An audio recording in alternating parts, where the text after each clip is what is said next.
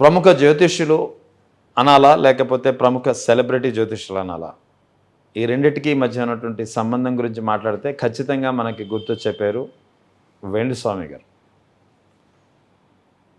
జ్యోతిష్యంలో, celebrity జ్యోతిష్యంలో తనకంటూ ఒక పరిచయాన్ని ఏర్పాటు చేసుకున్నటువంటి వేణుస్వామి గారు ఎట్టకేలకు చాలా కాలం ప్రయత్నించిన తర్వాత ఇవాళ ఆయన ఇంటర్వ్యూకి ఒప్పుకున్నారు. ఇవాళ ఆయన మనతో ఉన్నారు. నమస్తే సార్. నమస్తే అండి. ఓం నమో వెంకటేశాయ. వెంకటాద్రి సంస్థానం బ్రహ్మాండే నాస్తి కించన వెంకటేశ సమోదేవో నా భూతో నా భవిష్యతి. ఎలా ఉన్నారు సార్? సూపర్ అండి. రచ్చ రచ్చస్య రచ్చోభ్య. Very nice. అదే అంటారు అనుకున్నాను. స్టార్టింగ్ మీది జనరల్గా అదే ఉంటుంది. ఎలా ఉంది అసలు మీ కెరీర్ ఎలా ప్రారంభమైంది చెప్పండి సార్. దాని నుంచి మనం నెక్స్ట్ వేరే దానికి వెళ్దాం. కెరీర్ ఏం లే, నాకు యాక్చువల్గా నేను 2004 వరకు నేను సినిమా ఇండస్ట్రీలో ఉంటిని. సినిమా ముహూర్తాలు చేస్తుంటిని. పెద్ద ఆయన సీఎం అయినాక, రాజశేఖర రెడ్డి గారు సీఎం అయినాక నేను ఎక్స్ట్రీమ్ క్లోజ్ అయ్యింటి రాజశేఖర రెడ్డి గారికి. కొన్ని కారణాల వల్ల క్లోజ్ అయినా, బాగా దగ్గరగా ఉంటి. తర్వాత నాకు అప్పుడు వేరే వ్యాపారాలు ఏవో ఉండే, కొద్దిగా డిఫరెంట్ వ్యాపారాలు ఉండే. అప్పటికే నేను బీర్ తెలంగాణ, ఆంధ్ర, ఉమ్మడి ఆంధ్రప్రదేశ్లో నేను రాయల్ ఛాలెంజ్ బీర్ డిస్ట్రిబ్యూషన్ చేస్తుంటే స్టేట్కు. ఆయన ఏమన్నారంటే, ఇంత పెంట ఉంటుంది, అవసరమా నీకు? బంగారం అని పిలిచేవాళ్ళు నన్ను. అవసరమా బంగారం అంటే, అప్పుడే ఎంబడే నా పార్ట్నర్కి అది ఇచ్చేసి నేను పక్కకు వచ్చేసిన. వచ్చిన తర్వాత చంద్రప్రతాప్ రెడ్డి గారు అని ఉండేవారు, రాజశేఖర రెడ్డి గారి చిన్న బావమరిది. ఆయన నాకు చాలా క్లోజ్ అసోసియేషన్, చాలా క్లోజ్గా ఉండేవారు. ఓకే. సో ఆయన డెత్ ప్రిడిక్షన్ నేను చేసిన. That is my first prediction. అంటే నేను అప్పటికి జ్యోతిషంలో ఉన్నప్పటికీ కూడా నేను ఫస్ట్ టైం ప్రాక్టీస్ చేయట్లేదు, చేస్తున్నా. ఫస్ట్ టైము అంత డేర్ స్టెప్ వేసి ఒక వ్యక్తి డెత్ గురించి మాట్లాడడం అనేది చాలా పెద్ద విషయం. ఓకే. సో ఇప్పుడు మనం ఇక్కడ ఇంటర్వ్యూ చేస్తున్నాం. దిస్ ఇస్ ప్రశాసన్ నగర్ నా ఆఫీసు. అవును. ఇక్కడి నుండి కరెక్ట్గా 100 మీటర్ల దూరంలో ఆయన ఇల్లు. ఈ రైట్ సైడ్ గడ్డ తీసుకుంటే ఆయన ఇల్లు ప్రశాసన్ నగర్లో. సో అప్పుడు ఎక్స్ డీజీపీ ఇంట్లో ఆయన ఉండేవారు. ఒకరోజు ఇట్లనే పొద్దున ఆయన కడప నుండి వస్తుంటే పొద్దున 5:30కు ఆయన నాకు ఫోన్ వచ్చింది. లేపిన. ఏం సార్ అంటే, నాకు ఆయన స్కోడా కారు ఉండేది, స్కోడా ఫ్యాబియా సూపర్బ్. సో కాకి వచ్చి నా కారును అద్దాన్ని కొట్టి చనిపోయింది స్వామి గారు అని ఫోన్ చేశారు. ఫోన్ చేయగానే నేను అన్నా, మీరు ఎక్కడ ఆగొద్దండి, టీకి కూడా ఆగొద్దు, ఇంటికి రండి అన్న. వచ్చాడు. నేను వచ్చిన. ఆయన వచ్చేటప్పటికి మేబీ 10:30 అయినట్టుంది. నేను 10:30కి వెళ్ళినా, ఇంట్లో కూర్చున్నా, మాట్లాడినా. జాతకం చూసి, సార్ 6 monthsలో మీకు మరణగండం ఉంది, మీరు చనిపోతారు, సో మనం దీనికి రెమెడీ చేసుకోవాలా. ఆయన ముందే చెప్పేశారు? ఆయనతోనే చెప్పిన. రైట్. అది చెప్తే ఎంబడే ఇంట్లో వేరే వాళ్ళు ఉన్నారు, వాళ్ళు కిందికి వచ్చి నన్ను చాలా భయంకరంగా తిట్టి నన్ను బయటికి గెంటేసినంత పని చేసినారు. నేనేం మాట్లాడకుండా నా పంచాంగము, నా ల్యాప్టాప్ నా చంకలో పెట్టుకొని నోరు మూసుకొని బయటికి వెళ్ళిపోయినా. ఇది జరిగింది 2008 ఫిబ్రవరి 28 డేట్. ఓకే. సో అక్టోబర్ 28 ఆయన చనిపోయినాడు రోడ్ యాక్సిడెంట్లో. Exactly 6 months. ఒక నెల అటు ఇటు. అప్పుడు నేను మళ్ళీ నెక్స్ట్ ప్రిడిక్షన్ చేసిన, రాజశేఖర రెడ్డి గారు చనిపోతారు 2009 సెప్టెంబర్ 2 నుండి సెప్టెంబర్ 9 లోపు అని 7 days టైం ఇచ్చిన. ఎన్నాళ్ళ క్రితం ఇచ్చారు ప్రిడిక్షన్? ఎంబడే ఫిబ్రవరిలో. ఇది చనిపోతాడని చెప్పిన 1 monthకే ఇచ్చా. ఈయన 1 monthకే ప్రిడిక్షన్ ఇచ్చిన తర్వాత అప్పుడు నేను మాదాపూర్ పోలీస్ స్టేషన్ దగ్గరలో ఉండేవాడిని. సో అక్కడ నేను చెప్పినప్పుడు రెడ్డిస్ అందరు ఉన్నప్పుడు, ఈ డిస్కషన్ జరిగినప్పుడు చెప్పినప్పుడు, నేను ఒక టీవీ ఛానల్లో చెప్పి బయటికి రాగానే ఆ టీవీ ఛానల్ వాళ్ళు ఇన్ఫర్మేషన్ ఇస్తాయి నాకు. నా రెడ్డిస్ అందరు నన్ను గొడవ చేసి వాళ్ళు నాతో గొడవ పెట్టుకున్నారు. మా రెడ్డి సీఎం ఆయన ఎట్లా అంటావు నువ్వు అని. చాలా పెద్ద ఇష్యూ అయింది. నేను ఎప్పుడు చెప్పినా అంటే మేబీ జూన్లో చెప్పిన. ఇది 2009 జూన్లో చెప్పిన. సెప్టెంబర్ 2 చనిపోయారు పెద్ద ఆయన. అక్కడి నుండి ఇంకా నా ఒరిజినల్ లైఫ్ స్టైల్ స్టార్ట్ అయింది. అప్పటి వరకు నేను జనాలకు తెలియదు. అంటే యాజ్ ఏ పూజారిగా తెలుసు, తర్వాత సినిమా ఇండస్ట్రీలో ముహూర్తాలు పెట్టేవాడిగా తెలుసు, కానీ పొలిటికల్గా నేను ఎప్పుడు ఈ జాతకాలు చెప్పడం ఎప్పుడు చెప్పాల. నేను సాక్షి టీవీలో ఒక 10 days, I think 10 days or 15 days పనిచేసిన. ఒక షోలో పనిచేసిన. ఆ షోలో కూడా చెప్పిన పెద్ద ఆయనకు చనిపోతాడని. లాంచింగ్ టైంలో చెప్పిన తర్వాత అది జరిగింది. అది జరిగినప్పుడు అంటే అప్పటికి ఈ స్క్రీన్లో కంటే కూడా ఏం జరిగిందంటే, నాకున్న సర్కిల్లో చెప్పేవాడిని. అంటే అంతకుముందు ఇంత మీడియా లేదు కదా. ఇంత సోషల్ మీడియా లేదు, ఇవన్నీ లేవు. అప్పుడు ఏం చేసేవాడిని అంటే మౌత్ పబ్లిసిటీ ఎక్కువ.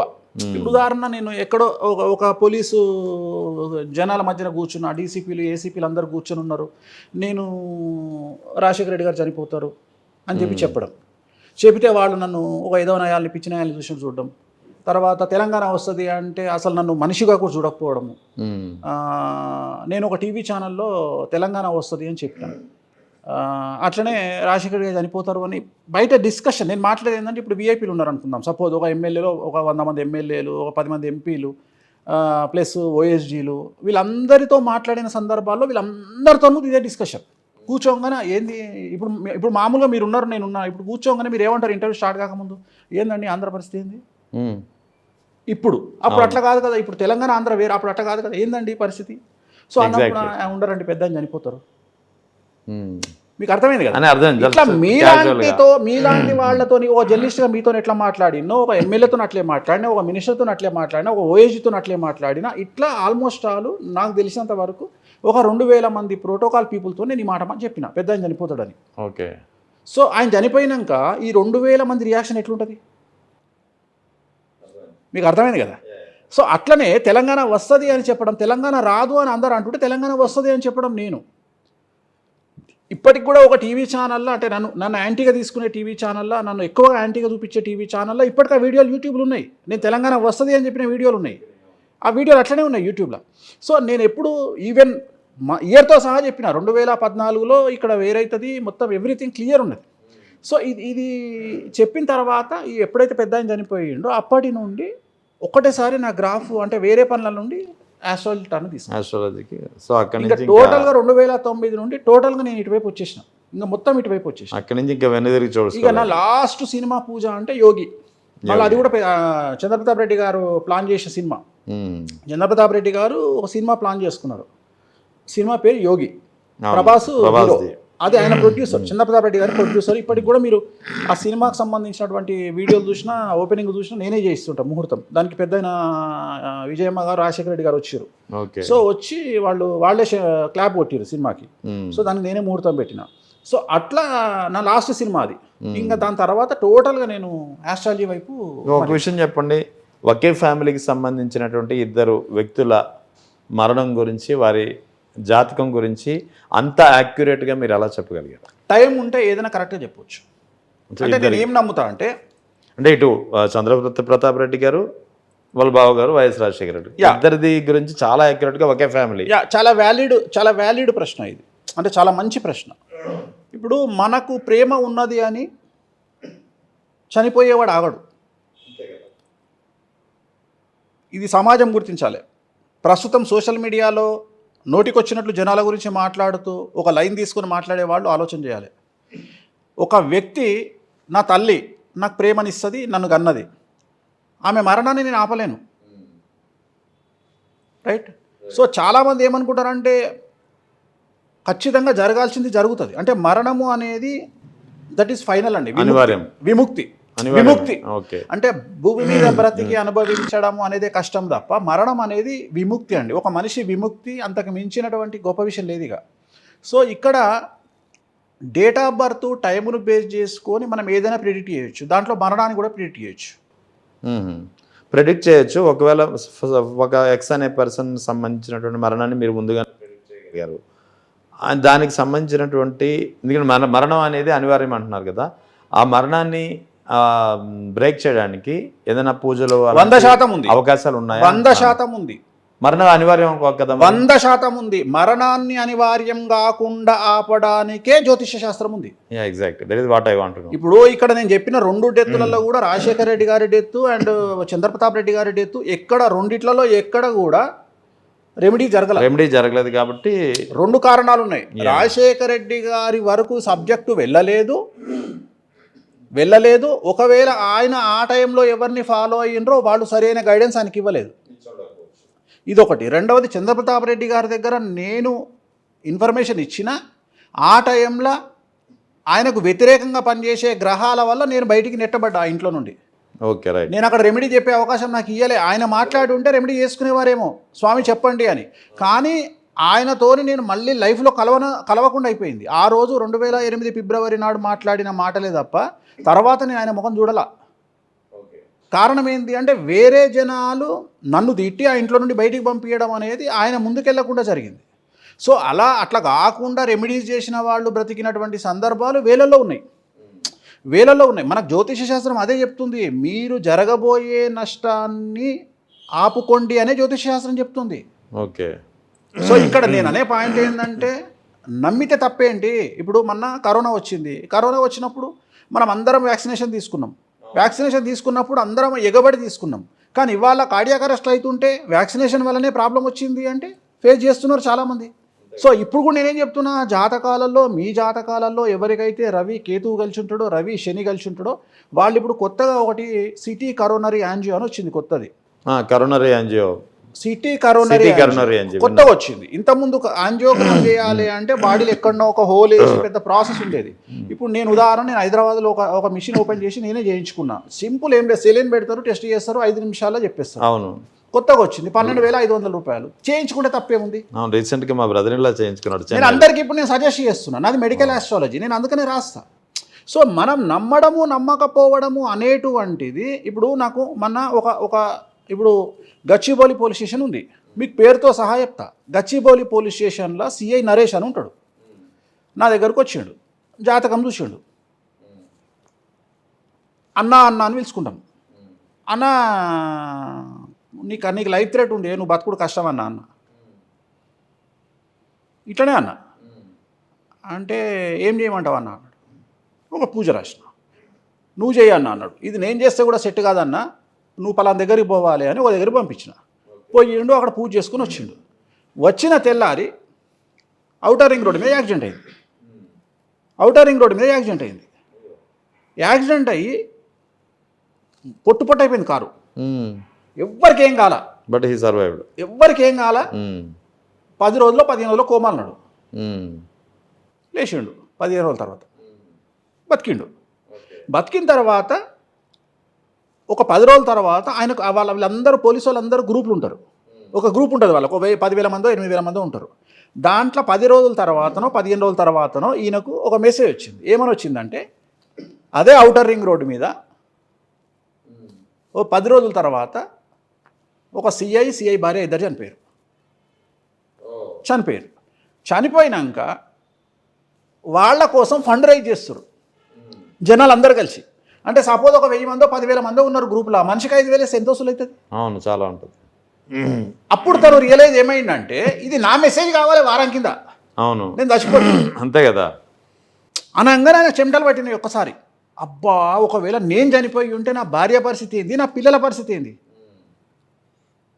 మీకు అర్థమైంది కదా? అర్థమైంది. సో అక్కడ మీరు చేసినటువంటి ప్రెడిక్షన్ ప్రకారం, మీరు చెప్పినటువంటి సూచనల ప్రకారం పూజ చేయించుకోవడం వల్ల యాక్సిడెంట్ అయితే తప్పలేదు, కానీ మరణం అయితే తప్పింది. బతికి నా దగ్గరకు వచ్చి ఇప్పుడు ఏమంటాడు, ఇప్పుడు ఈ రోజు నా దగ్గరకు వచ్చిన అన్న, ఇది నువ్వు నిలబెట్టిన పానమే, నువ్వేమంటే అది అంటాడు. ఇప్పుడు ఆయన ఏం చేస్తుండంటే, మీరు నమ్మరు, నరేష్ అన్న అనే వ్యక్తి గచ్చిబౌలి సిఐ, ప్రజెంట్ ఉన్నాడు, ఇంకా ట్రాన్స్ఫర్ కాలే సిఐ. తను స్కూల్ పిల్లలు ఎవరైతే మామూలుగా ఈ మెన్సెస్ డేస్లో ఉంటారో వాళ్లకు శానిటరీ ప్యాడ్స్ అంటారు కదా, అవి ఒక 5 సంవత్సరాలకు సరిపడే డొనేట్ చేస్తున్నాడు. అంటే ఆయనకి ఏమర్థమైందంటే, ఇది దేవుడు ఎందుకో బతికిచ్చుడు, నన్ను మంచి చేయాలి అని. ఇట్లా చాలామంది ఉంటారు. ప్రోస్టేట్ క్యాన్సర్ వచ్చిన వాళ్ళు, మనం రెమెడీ చేసిన వాళ్ళను నేను పేర్లు చెప్పను. ఆంధ్రప్రదేశ్కు సంబంధించిన ఒక పెద్ద పొలిటీషియన్ 2014లో ప్రోస్టేట్ క్యాన్సర్ వచ్చింది. ఇప్పటికీ బతుకున్నాడు, 13 ఏళ్ళు అవుతుంది. ఆయనకు రెమెడీ చేసినాం. సో చాలామంది అంటే క్యాన్సర్ని కూడా మీరు రెమెడీ అంటే నేను అనే పాయింట్ ఏంటంటే, నేను తోపు తురుమని నేను చెప్పట్లా. నేనేమంటా అంటే, ఫస్ట్ నా special advice, go to doctor, care తీసుకోండి. ఓకే. ప్లస్ నేను కూడా రెమెడీ చేస్తా. డాక్టర్ను నమ్ముకో, దేవుని నమ్ముకో, 2 చెయ్యి. నాకు ఒకటి క్వశ్చన్ చెప్పండి. ఇప్పుడు మీరు మెడికల్ ఆస్ట్రాలజీ మీద ఎక్కువ కాన్సన్ట్రేషన్ చేస్తున్నారు. సో నేను ఒక వీడియో చూశాను మీది. అందులో అంటే ఏదైనా సమస్య వచ్చింది, ఏదైనా రోగం వచ్చింది, దానికి పూజల ద్వారా రెమెడీ చేయించవచ్చు అంటున్నారు. అంతవరకు ఓకే, బాగానే ఉంది, వెల్ అండ్ గుడ్. బట్ మీరు చెప్పిన ఒక వీడియోలో నాకు ఆశ్చర్యం అనిపించింది, షాకింగ్ అనిపించింది ఏంటంటే, మనిషిలో ఏ రుగ్మత ఉంది, ఎలాంటి క్యాన్సర్ ఉంది కూడా నేను చెప్పేయగలను అన్నారు మీరు. ఈజీగా దట్ How? ఈస్ అదే నాకు అర్థం కాల. దాన్నే జ్యోతిష్య శాస్త్రం, అదే astrology, that is medical astrology. ఇప్పుడు సింపుల్ లాజిక్ అండి. ఇప్పుడు జాతకంలో మగవాడికి ఎవరికైతే శుక్రుడు శనితో కలిసి ఉంటాడో, శుక్రుడు కేతువు కలిసి ఉంటాడో, శుక్రుడు కేతువు కలిసి 6వ ఇంట్లో కానీ 12వ ఇంట్లో కానీ 8వ ఇంట్లో ఉంటారో వాళ్లకు ప్రోస్టేట్ క్యాన్సర్ వస్తుంది. ఓకే, అంటే ఆ స్థానాల వల్ల క్యాన్సర్, ఏ క్యాన్సర్ అనేది మారుతుందంటారా? కాదు, బాడీలో ఒక్కొక్క పార్ట్ను కమాండ్ చేసేది ఒక్కొక్క గ్రహం. ఇప్పుడు ఉదాహరణ తీసుకుందాం, కన్ను, స్కిన్ను, బోను, లివరు, హార్ట్, వీటిని కమాండ్ చేసేది రవి. మీరు ఒక హాస్పిటల్ దగ్గర నిలబడి ఒక ఆస్ట్రాలజర్ని పెట్టుకొని లోపలికి పోయే పేషెంట్ను హార్ట్ ప్రాబ్లం అనగానే ఆయన జాతకం తీయండి, రవి నీచంలో ఉంటాడు. అర్థమైందా? బ్రెయిన్ స్ట్రోక్తో వచ్చిండు, ఆపండి, చెక్ చేయండి, బుధుడు కుజుడు నీచంలో ఉంటాడు. ఒక అమ్మాయి వచ్చింది బ్రెస్ట్ క్యాన్సర్తో వచ్చింది, చంద్రుడు కుజుడు నీచంలో ఉంటాడు.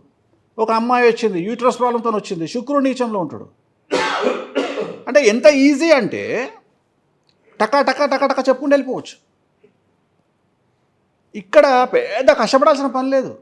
జాతకం చూడంగానే మనకి ఆ ప్రాబ్లం ఏందో అర్థమైపోతుంది.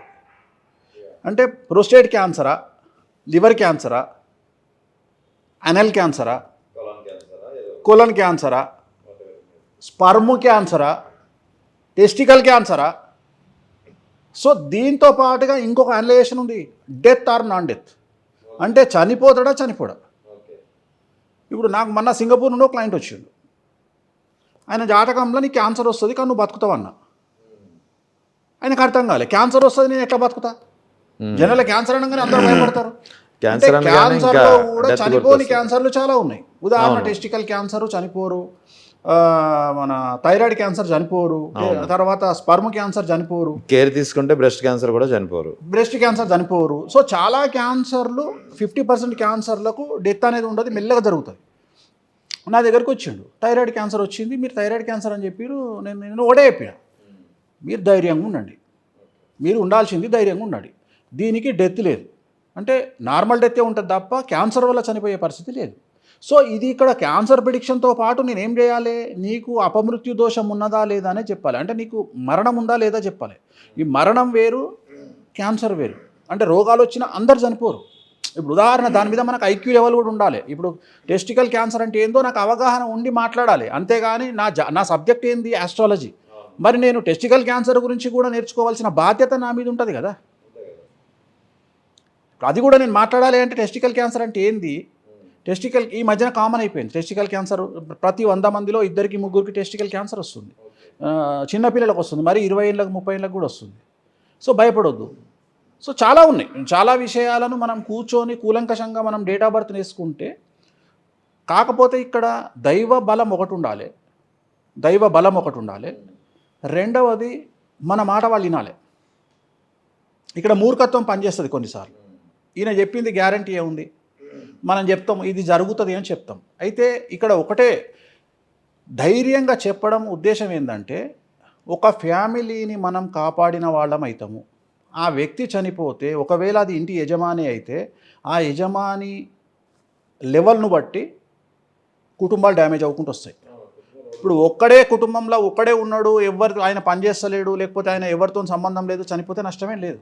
కానీ ఆయన స్థాయి 100 కుటుంబాలను కమాండ్ చేసే స్థాయి అయితే ఇంకెక్కువ ఉంటుంది, పెరుగుతూ ఉంటుంది, ఆ స్థాయి పెరుగుతూ ఉంటుంది. అది కార్డియాక్ అరెస్ట్ అనుకోండి సపోజ్. నేను అనే పాయింట్ ఏంటంటే వీటి అన్నిట్లో పరమ ఘోరమైనటువంటి విషయం ఏంటంటే క్యాన్సరు ఇవన్నీ పెద్ద విషయాలండి. కానీ మన చేతుల్లో మనల్ని మనం కాపాడుకోవడానికి అవకాశం ఉన్నటువంటివి రెండండి. ఒకటి కార్డియాక్, రెండోది బ్రెయిన్. ఈ రెండిటి మీద మనం కనుక జాగ్రత్తలు తీసుకోగలిగితే మనము సర్వైవ్ కావచ్చు. రైట్. ఇక సైన్స్ అనేది రోజు రోజుకు అభివృద్ధి చెందుతుంది. మరి మీరేమో మెడికల్ ఆస్ట్రాలజీ అంటూ కొత్తగా ఒక అంశాన్ని తెరపైకి తీసుకొచ్చారు. So medical astrology versus science అంటే దేనికి ప్రిఫర్ చేయాలి? నేను ఆస్ట్రాలజీకి ఇస్తాను. ఇప్పుడు ఉదాహరణ మీకు వాతావరణ శాస్త్రజ్ఞులు చెప్పింది ఏంటి అంటే, ఈ సంవత్సరం వర్షాలు లేవని చెప్పారు, ఎల్లినో వస్తుందని చెప్పారు. మేము పంచాంగ శ్రవణాలు చెక్ చేయండి, మాకు లేట్ వర్షాకాలంలో వర్షాలు పడతాయని చెప్పారు. ఎవరు గెలిచిరు ఇక్కడ? వర్షాలు పడుతున్నాయి ఇప్పుడు. ఓకే. నేను అనే పాయింట్ ఏంటంటే సైన్స్ అనేది నేను ఒకటే లాజిక్ మాట్లాడతా. ఇప్పుడు సైన్స్కి రెస్పాన్సిబిలిటీ ఉండదు, పోస్ట్ మార్టమే ఉంటుంది. ఆస్ట్రాలజీకి రెస్పాన్సిబిలిటీ ఉంటుంది. మీకు అర్థమైందా లాజిక్? ఇప్పుడు సైన్స్కు రెస్పాన్సిబిలిటీ ఉండదు అంటే మీరు ఒక హాస్పిటల్కి ఒక పేషెంట్ని తీసుకుపోయారు. మీ నాన్నగారు ఉన్నారా? మీ తాతగారు ఉన్నారా? మీ తాతయ్యని మీరు హాస్పిటల్ తీసుకుపోయారు. సపోజు ఆయనకు ఏదో ఆపరేషన్ చేయాలి, అనస్థీషియా ఇచ్చారు. జస్ట్ 0.1% అనస్థీషియా ఎక్కువ ఇచ్చిండు, ఆయన చనిపోయాడు. రెస్పాన్సిబిలిటీ ఎవరు తీసుకోవాలి? తీసుకుంటుందా? ఆల్రెడీ ఎన్ని సంతకాలు పెట్టుంటారు మీరు పేపర్? అవును, అదే కదా తెలియని నేను చాలా పెడతామా. సో నేను అనే పాయింట్ ఏంటంటే అదే వేణుస్వామి జగన్మోహన్ రెడ్డి గెలుస్తాడు అని చెప్పిండు. గెలవకపోతే వేణుస్వామి రెస్పాన్సిబిలిటీ తీసుకోవాలి అంటారు.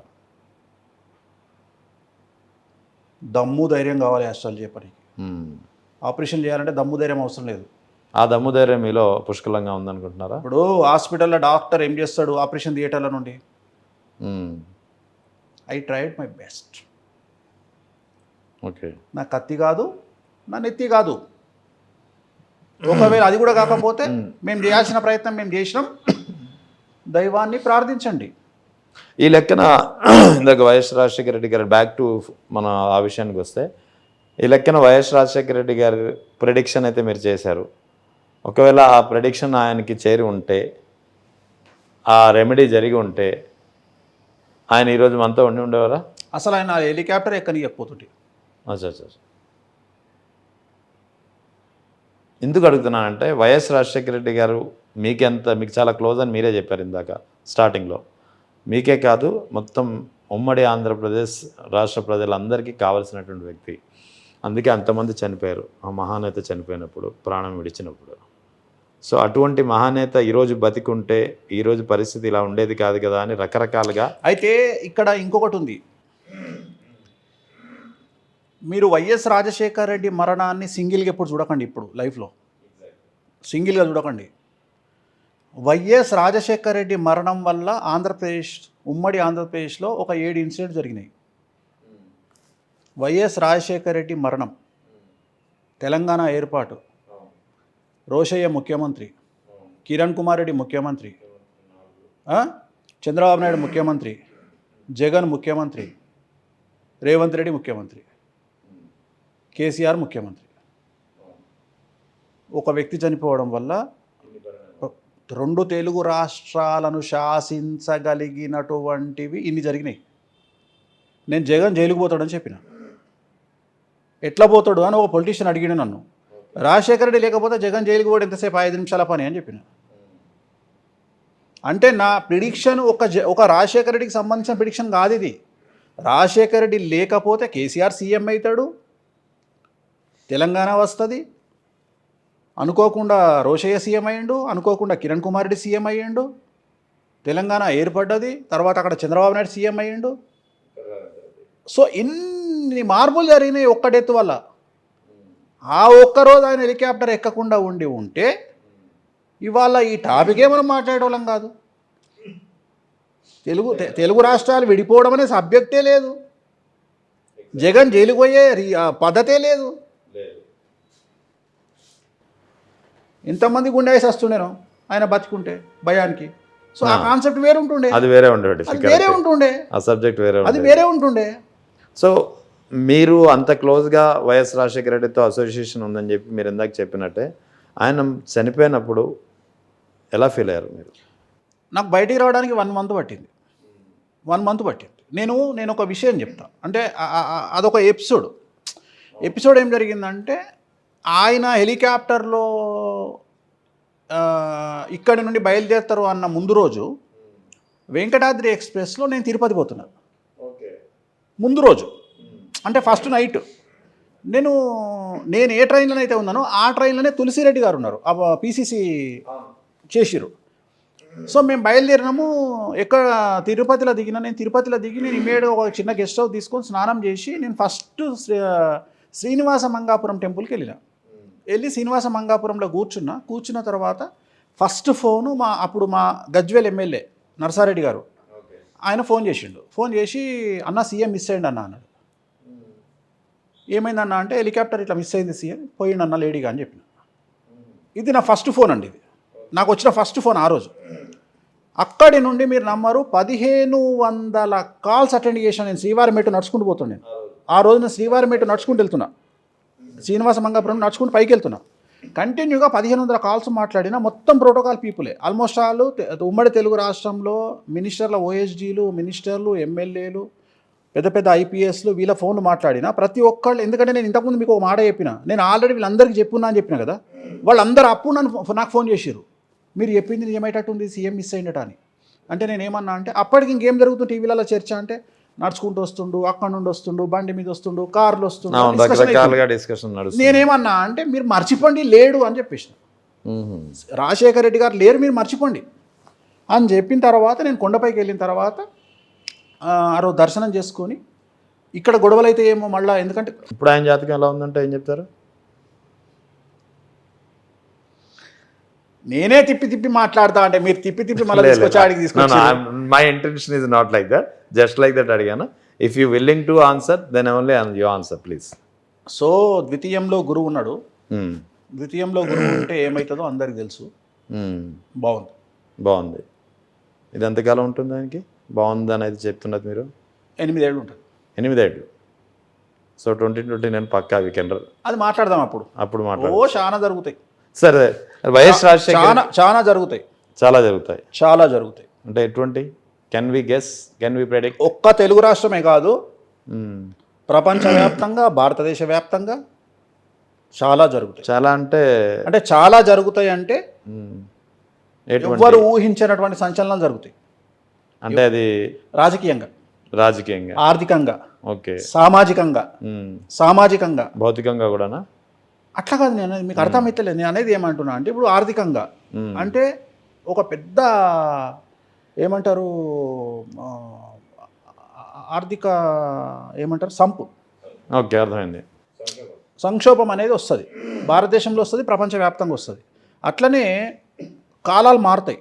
మీరు అబ్జర్వ్ చేస్తే, మీరు బాగా అబ్జర్వ్ చేసిరో లేదో, నేను లాస్ట్ ఇయర్ ప్రిడిక్షన్లో కూడా చెప్పిన, కాలాలు మారినాయి. మీరు అబ్జర్వ్ చేయండి, కాలాలు మారినాయి అంటే మనకు చలికాలం అనేది ఎక్స్టెండ్ అయింది, అట్లనే వర్షాకాలం కూడా ఎక్స్టెండ్ అయింది. అంటే వర్షాకాలం రావాల్సిన టైంలో రాలే. మీరు అబ్జర్వ్ చేయండి, అంటే ప్రతిదీ 2 నెలలు మారుతుంది, కాలం అనేది మారుతుంది. సో అట్లనే చాలా సంచలనాలు రాబోతున్నాయి. మీకు రేట్లు పెరుగుతాయి రాబోయే కాలంలో.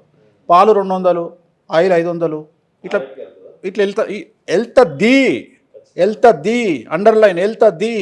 వర్షాభావ పరిస్థితులు ఉంటాయి. హైదరాబాద్లో, తెలంగాణలో వాటర్ దొరకదు, తాగడానికి వాటర్ దొరకదు, గ్రౌండ్ లెవెల్ తగ్గుతుంది. సో ఇంకా చాలా జరుగుతాయి. అంటే నేను అనేది ఏంటంటే, రేట్ల దగ్గర నుండి మొదలుకుంటే, రాజకీయాల దగ్గర నుండి మొదలుకుంటే, మీడియా దగ్గర నుండి మొదలుకుంటే, వ్యాపారాల దగ్గర నుండి మొదలుకుంటే, ప్రతి విషయంలో మీరు సంచలనాలు చూడబోతారు. కారణము, గురువు అతిచారంలోకి వెళ్ళాడు. గురువు అతిచారంలోకి వెళ్ళడం అనేది నాకు తెలిసినంత వరకు నాకు గుర్తు లేదు. అంటే నేను పుట్టినప్పటి నుండి నాలెడ్జ్ లేదు, అంతకుముందు కూడా నాలెడ్జ్ లేదు. ఒకవేళ నా దగ్గర ఉన్న 150 సంవత్సరాల పంచాంగం తీసినా నాకు గురువు అతిచారంలో కనిపిస్తలేడు.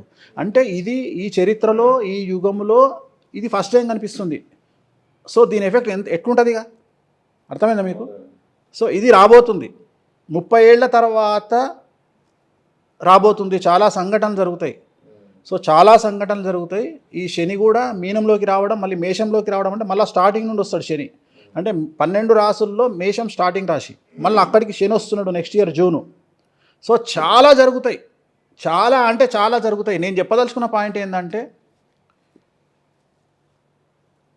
ఎవరెవరికి ఎందుకు కళ్ళు నెత్తికెక్కుతాయి అనేది మనకు ఐడియా లేదు.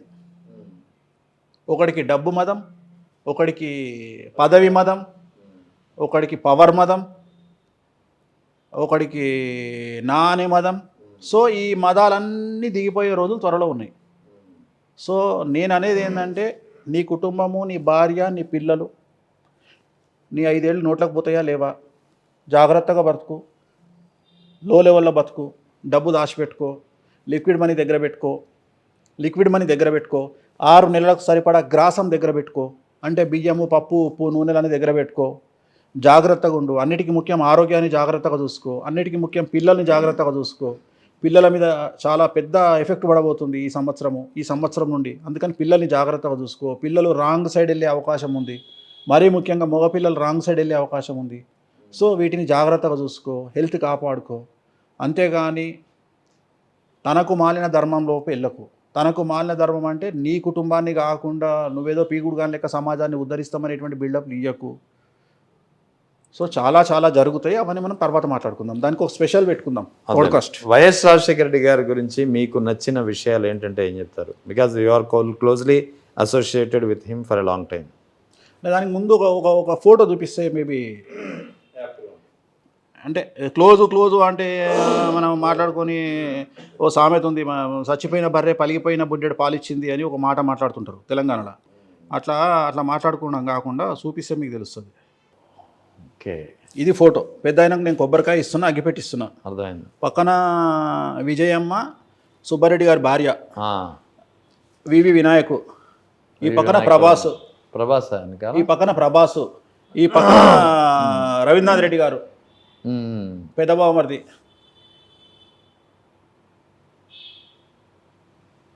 ఇగో ఈయన చంద్రప్రతాప్ రెడ్డి, ఇప్పుడు నేను చెప్పిన వ్యక్తి చనిపోయింది. First prediction ఈయనదే. సో ఇది యోగి సినిమా ముహూర్తం ఇది. ఓకే. అప్పటి డీజీపీ దినేష్ రెడ్డి గారు. అప్పుడు వీళ్ళంతా సినిమా కొబ్బరికాయ కొట్టడానికి వచ్చారు వీళ్ళంతా. ఇగో ఇక్కడ చంద్రప్రతాప్ రెడ్డి గారు ఇక్కడ ఉన్నారు. ఇది క్లియర్ ఫోటో. ఇది అవును, ఆయన ఫోటో. ఇది ఈయననే చంద్రప్రతాప్ రెడ్డి గారు అంటే. ఇది పెద్ద ఆయన ఆ రోజు. సరే, ఆయనలో మీకు నచ్చిన విషయాలు ఉంటాయి ఏం చెప్తారు? ఎందుకు ఆయన మహానేతగా మారారు, అందరి హృదయాల్లో ఎందుకు నిలిచారంటే ఏం చెప్తారు? అంటే నేను ఆయన దగ్గర చూసిన ఫస్ట్ క్వాలిటీ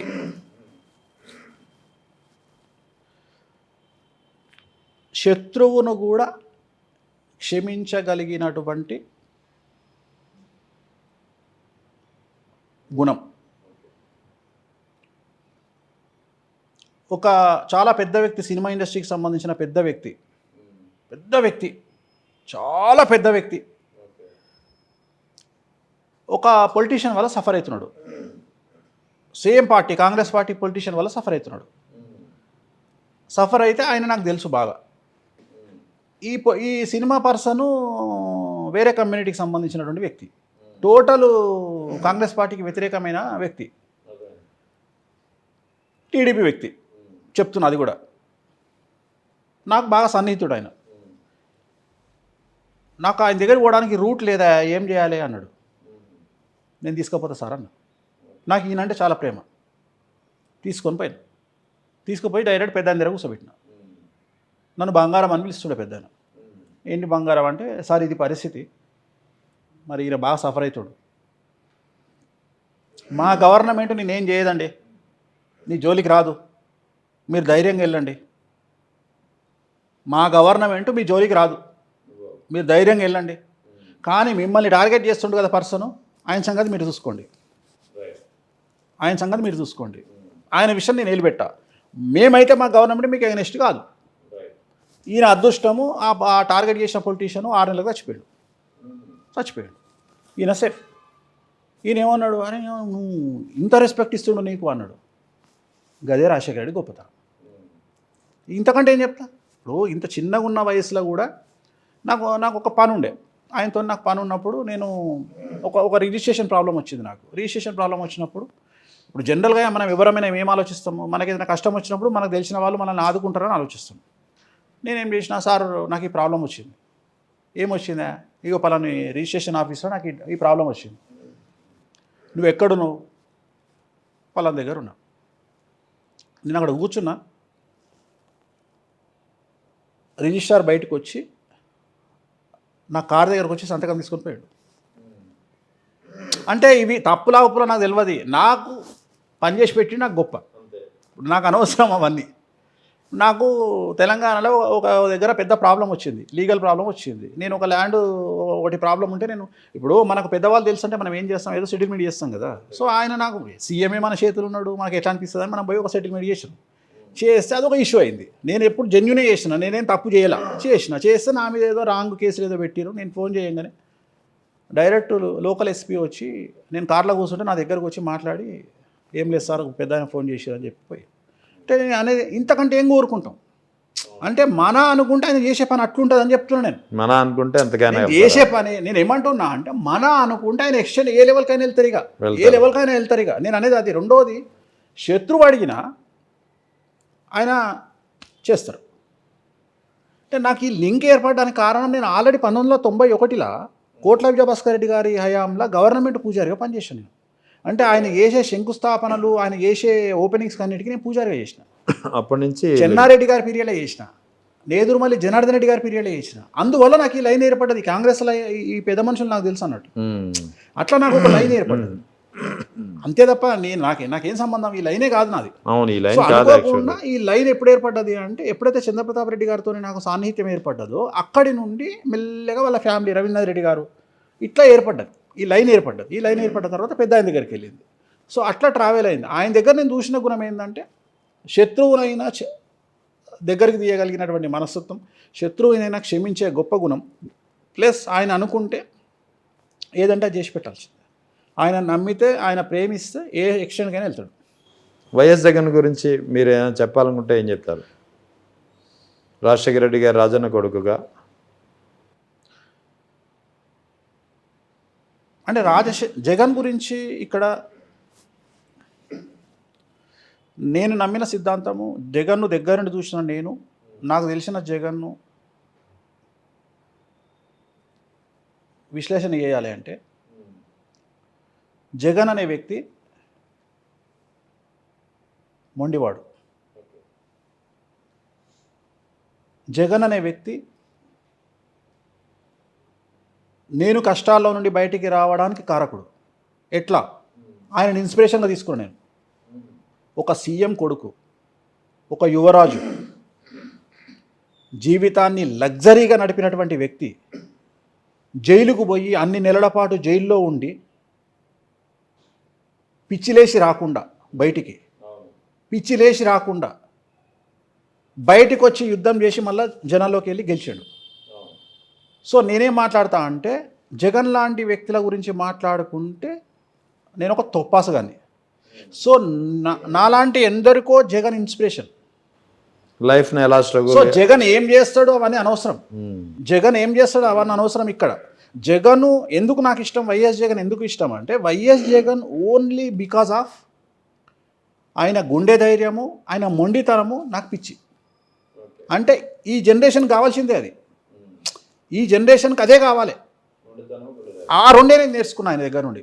ఇంత ట్రోలింగ్లో, ఇంత భయంకరమైన దాడి నుండి నేను ఇవాళ సస్టైన్ అవుతున్నా అంటే కారణం దానికి వైఎస్ జగన్మోహన్ రెడ్డి నా inspiration. Okay.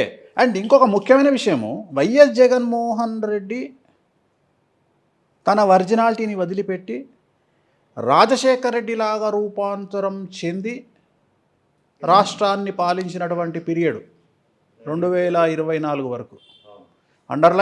Underline Jaganmohan Reddy original character వదిలిపెట్టి, వైఎస్ జగన్మోహన్ రెడ్డి ఒరిజినల్ క్యారెక్టర్ వదిలిపెట్టి తండ్రి రాజశేఖర రెడ్డిలో పరకాయ ప్రవేశం చేసి అడ్మినిస్ట్రేషన్ చేసినటువంటి పీరియడ్ 19/2024. రాబోయే కాలంలో రాజశేఖర రెడ్డి పరిపాలిస్తాడో తెలియదు. రూపాంతరం చెందిన జగన్మోహన్ రెడ్డి పరిపాలిస్తాడా, జగన్మోహన్ రెడ్డి ఒరిజినాలిటీ పరిపాలిస్తుందా తెలియదు. ఒకవేళ ఆయన వస్తే ఎవరు పరిపాలిస్తారో తెలియదు మనకు. ఒకవేళ రాజశేఖర రెడ్డి వరకాయ ప్రవేశం చేసిన జగన్మోహన్ రెడ్డి పాలిస్తే బాగానే ఉంటుంది. అది జాతకాలు చెప్తాయి. ఇప్పుడు ఆ జాతకాల జోలికి వెళ్ళట్లేదు కాబట్టి మనము చెప్దాం. జాతకాలు ఎవరెవరికి ఏమేమి ఉంటాయి, ఎవరెవరు ఏమేమి వస్తారు. ఇక ఈ వేణుస్వామి అంటే సెలబ్రిటీ జాతకాలు ఎక్కువగా చూస్తారు.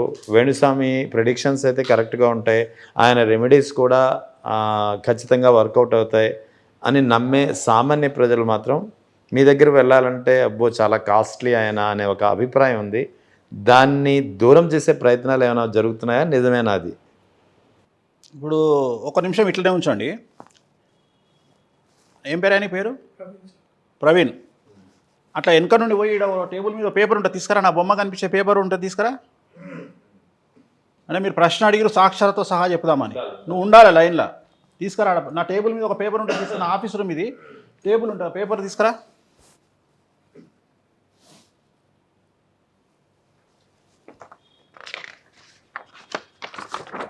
ఇది నా లెటరేట్ అండి. కెమెరా కనిపిస్తుంది కదా?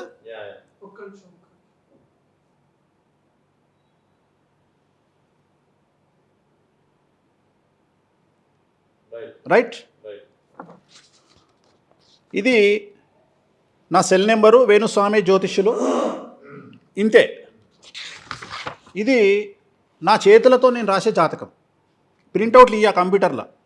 చాలామంది ఏం చేస్తారు, ప్రింటౌట్ ఇస్తారు. ఇక్కడ కుండలి నా చేతితో నేను రాస్తా, స్వదస్తూరితోని నేను రాసిస్తాను. నేను పేరు దగ్గర నుండి మొదలుకుంటే, లక్కీ నెంబర్ దగ్గర మొదలుకుంటే మీ జాతకం అన్ని రాసి, ఇక్కడ ఏం రాసిందండి క్లియర్గా, త్రయంబకేశ్వరంలో నారాయణ నాగబలి, త్రయంబకేశ్వరంలో రాహుకాల పూజ, తిరునల్లారులో శనీశ్వర పూజ, కాళహస్తిలో రాహుకేతు పూజ, శ్రీకాళహస్తిలో గురు దక్షిణామూర్తి పూజ. ఇవి నేను ఇచ్చే రెమెడీస్. ఇవి అన్ని సామాన్యులు చేసుకునేవే. దీంట్లో హయ్యెస్ట్ పూజ 7,500 ఇప్పుడు నేను చేసిన రెమెడీలో. ఓకే, హయ్యెస్ట్ పూజ 7,500 అండి. ఇవన్నీ పక్కన పెడితే ఇక్కడ నేను ఏం రాసిన అంటే జ్యోతిష్యం అంటే ఏందో రాసిన. ఇప్పుడు నా ఆఫీస్కి వచ్చి ఇంటర్వ్యూ తీసుకోవడానికి ఐ థింక్ మీరు ఫస్ట్ టైం వచ్చిరు కదా, ఎక్కడ నా నేమ్ ప్లేట్ చూసిరా? ఈ ఆఫీస్లో ఎక్కడ నా ఫోటో కనిపించింది? బయట కూడా అసలు ఏమీ లేదు, అసలు నథింగ్. మీరు రావడానికి నా నేమ్ ప్లేట్ ఎక్కడైనా మీకు కనిపించిందా? లేదు. వేణుస్వామి అనే పేరు ఎక్కడ చూసిరా ఈ పరిసరాల్లో? పోనీ నా ఫోటో చూసిరా మీరు? లేదు, అది లేదు. లేదు లేదు. దీని మీద ఏం రాసి ఉంది? జ్యోతిష్యం అంటే ఏంది, వేణుస్వామి అంటే ఏంది, వేణుస్వామిని ఎంతమంది తిడతారు స్టేట్లో, వేణుస్వామిని ఏ టీవీ ఛానల్ తిడతాయి అని ఇలా రాసి పెట్టిన. ఫస్ట్ ఆ టీవీ ఛానల్లో నా గురించి తిట్టినవి అన్నీ చూసుకోండి. టీవీలల్లో పాత వీడియోలు అయినా సరే చెక్ చేసుకోండి. వేణుస్వామిని దొబ్బిన వీడియోలు అంటే మీకు యూట్యూబ్లో వస్తాయి. అవన్నీ చూసుకున్నాక నా మీద నమ్మకం ఉంటే నా దగ్గరికి రండి అని రాసిన.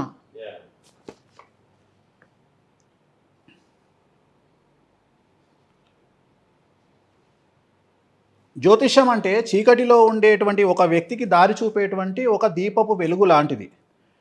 జరగబోయే మంచి తెలిసినా తెలియకపోయినా ఖచ్చితంగా జరగబోయే చెడు మాత్రం తెలుసుకుంటే ఆ చెడు నుండి ఎలా జాగ్రత్త పడాలో, ఎలా తప్పించుకోవాలో దోష పరిహారం ద్వారా తెలియజేసేది జ్యోతిష్యం.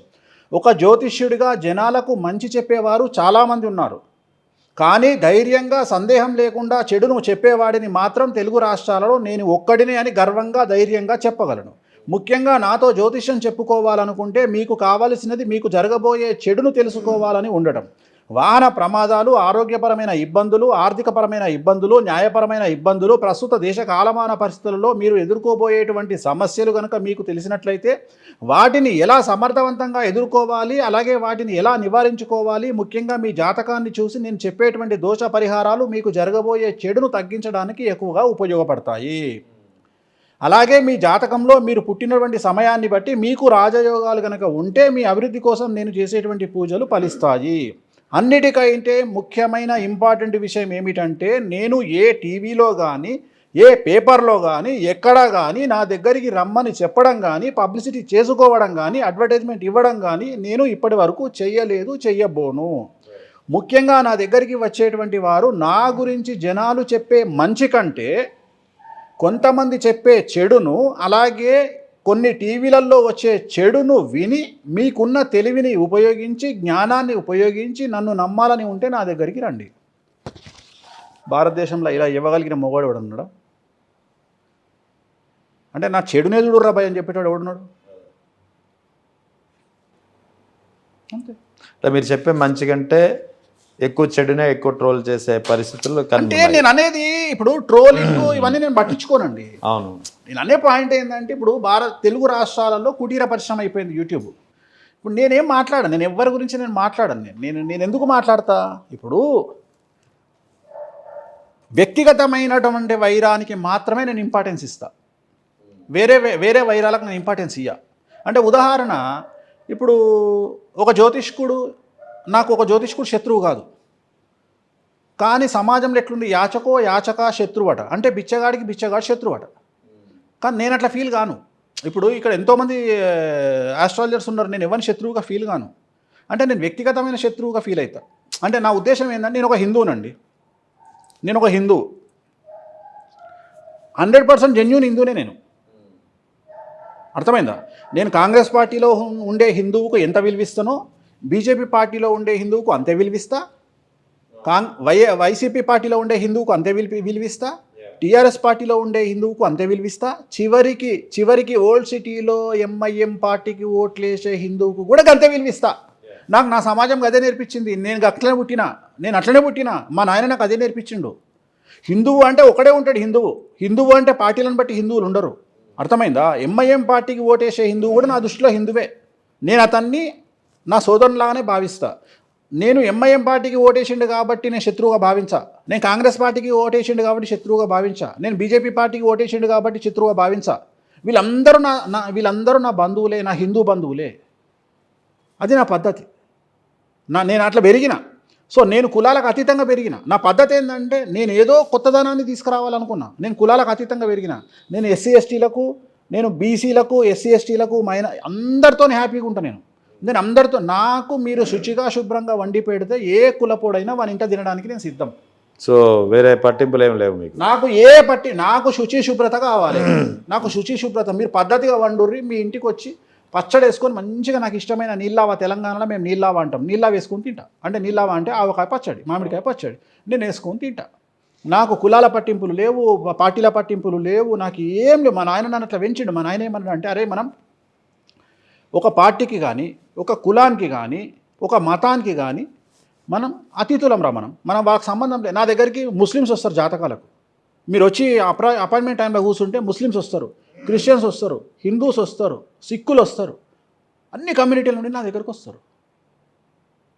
నేను సంతోషపడాలి, నేను గర్వించాలి. నాకు కులాల భేదాభిప్రాయం లేదు, మతాల భేదాభిప్రాయం లేదు, పార్టీల భేదాభిప్రాయం లేదు. నాకు తెలిసినంత వరకు హిందువును. ఇప్పుడు మీరు మతం గురించి మాట్లాడితే అడగాలనిపించింది.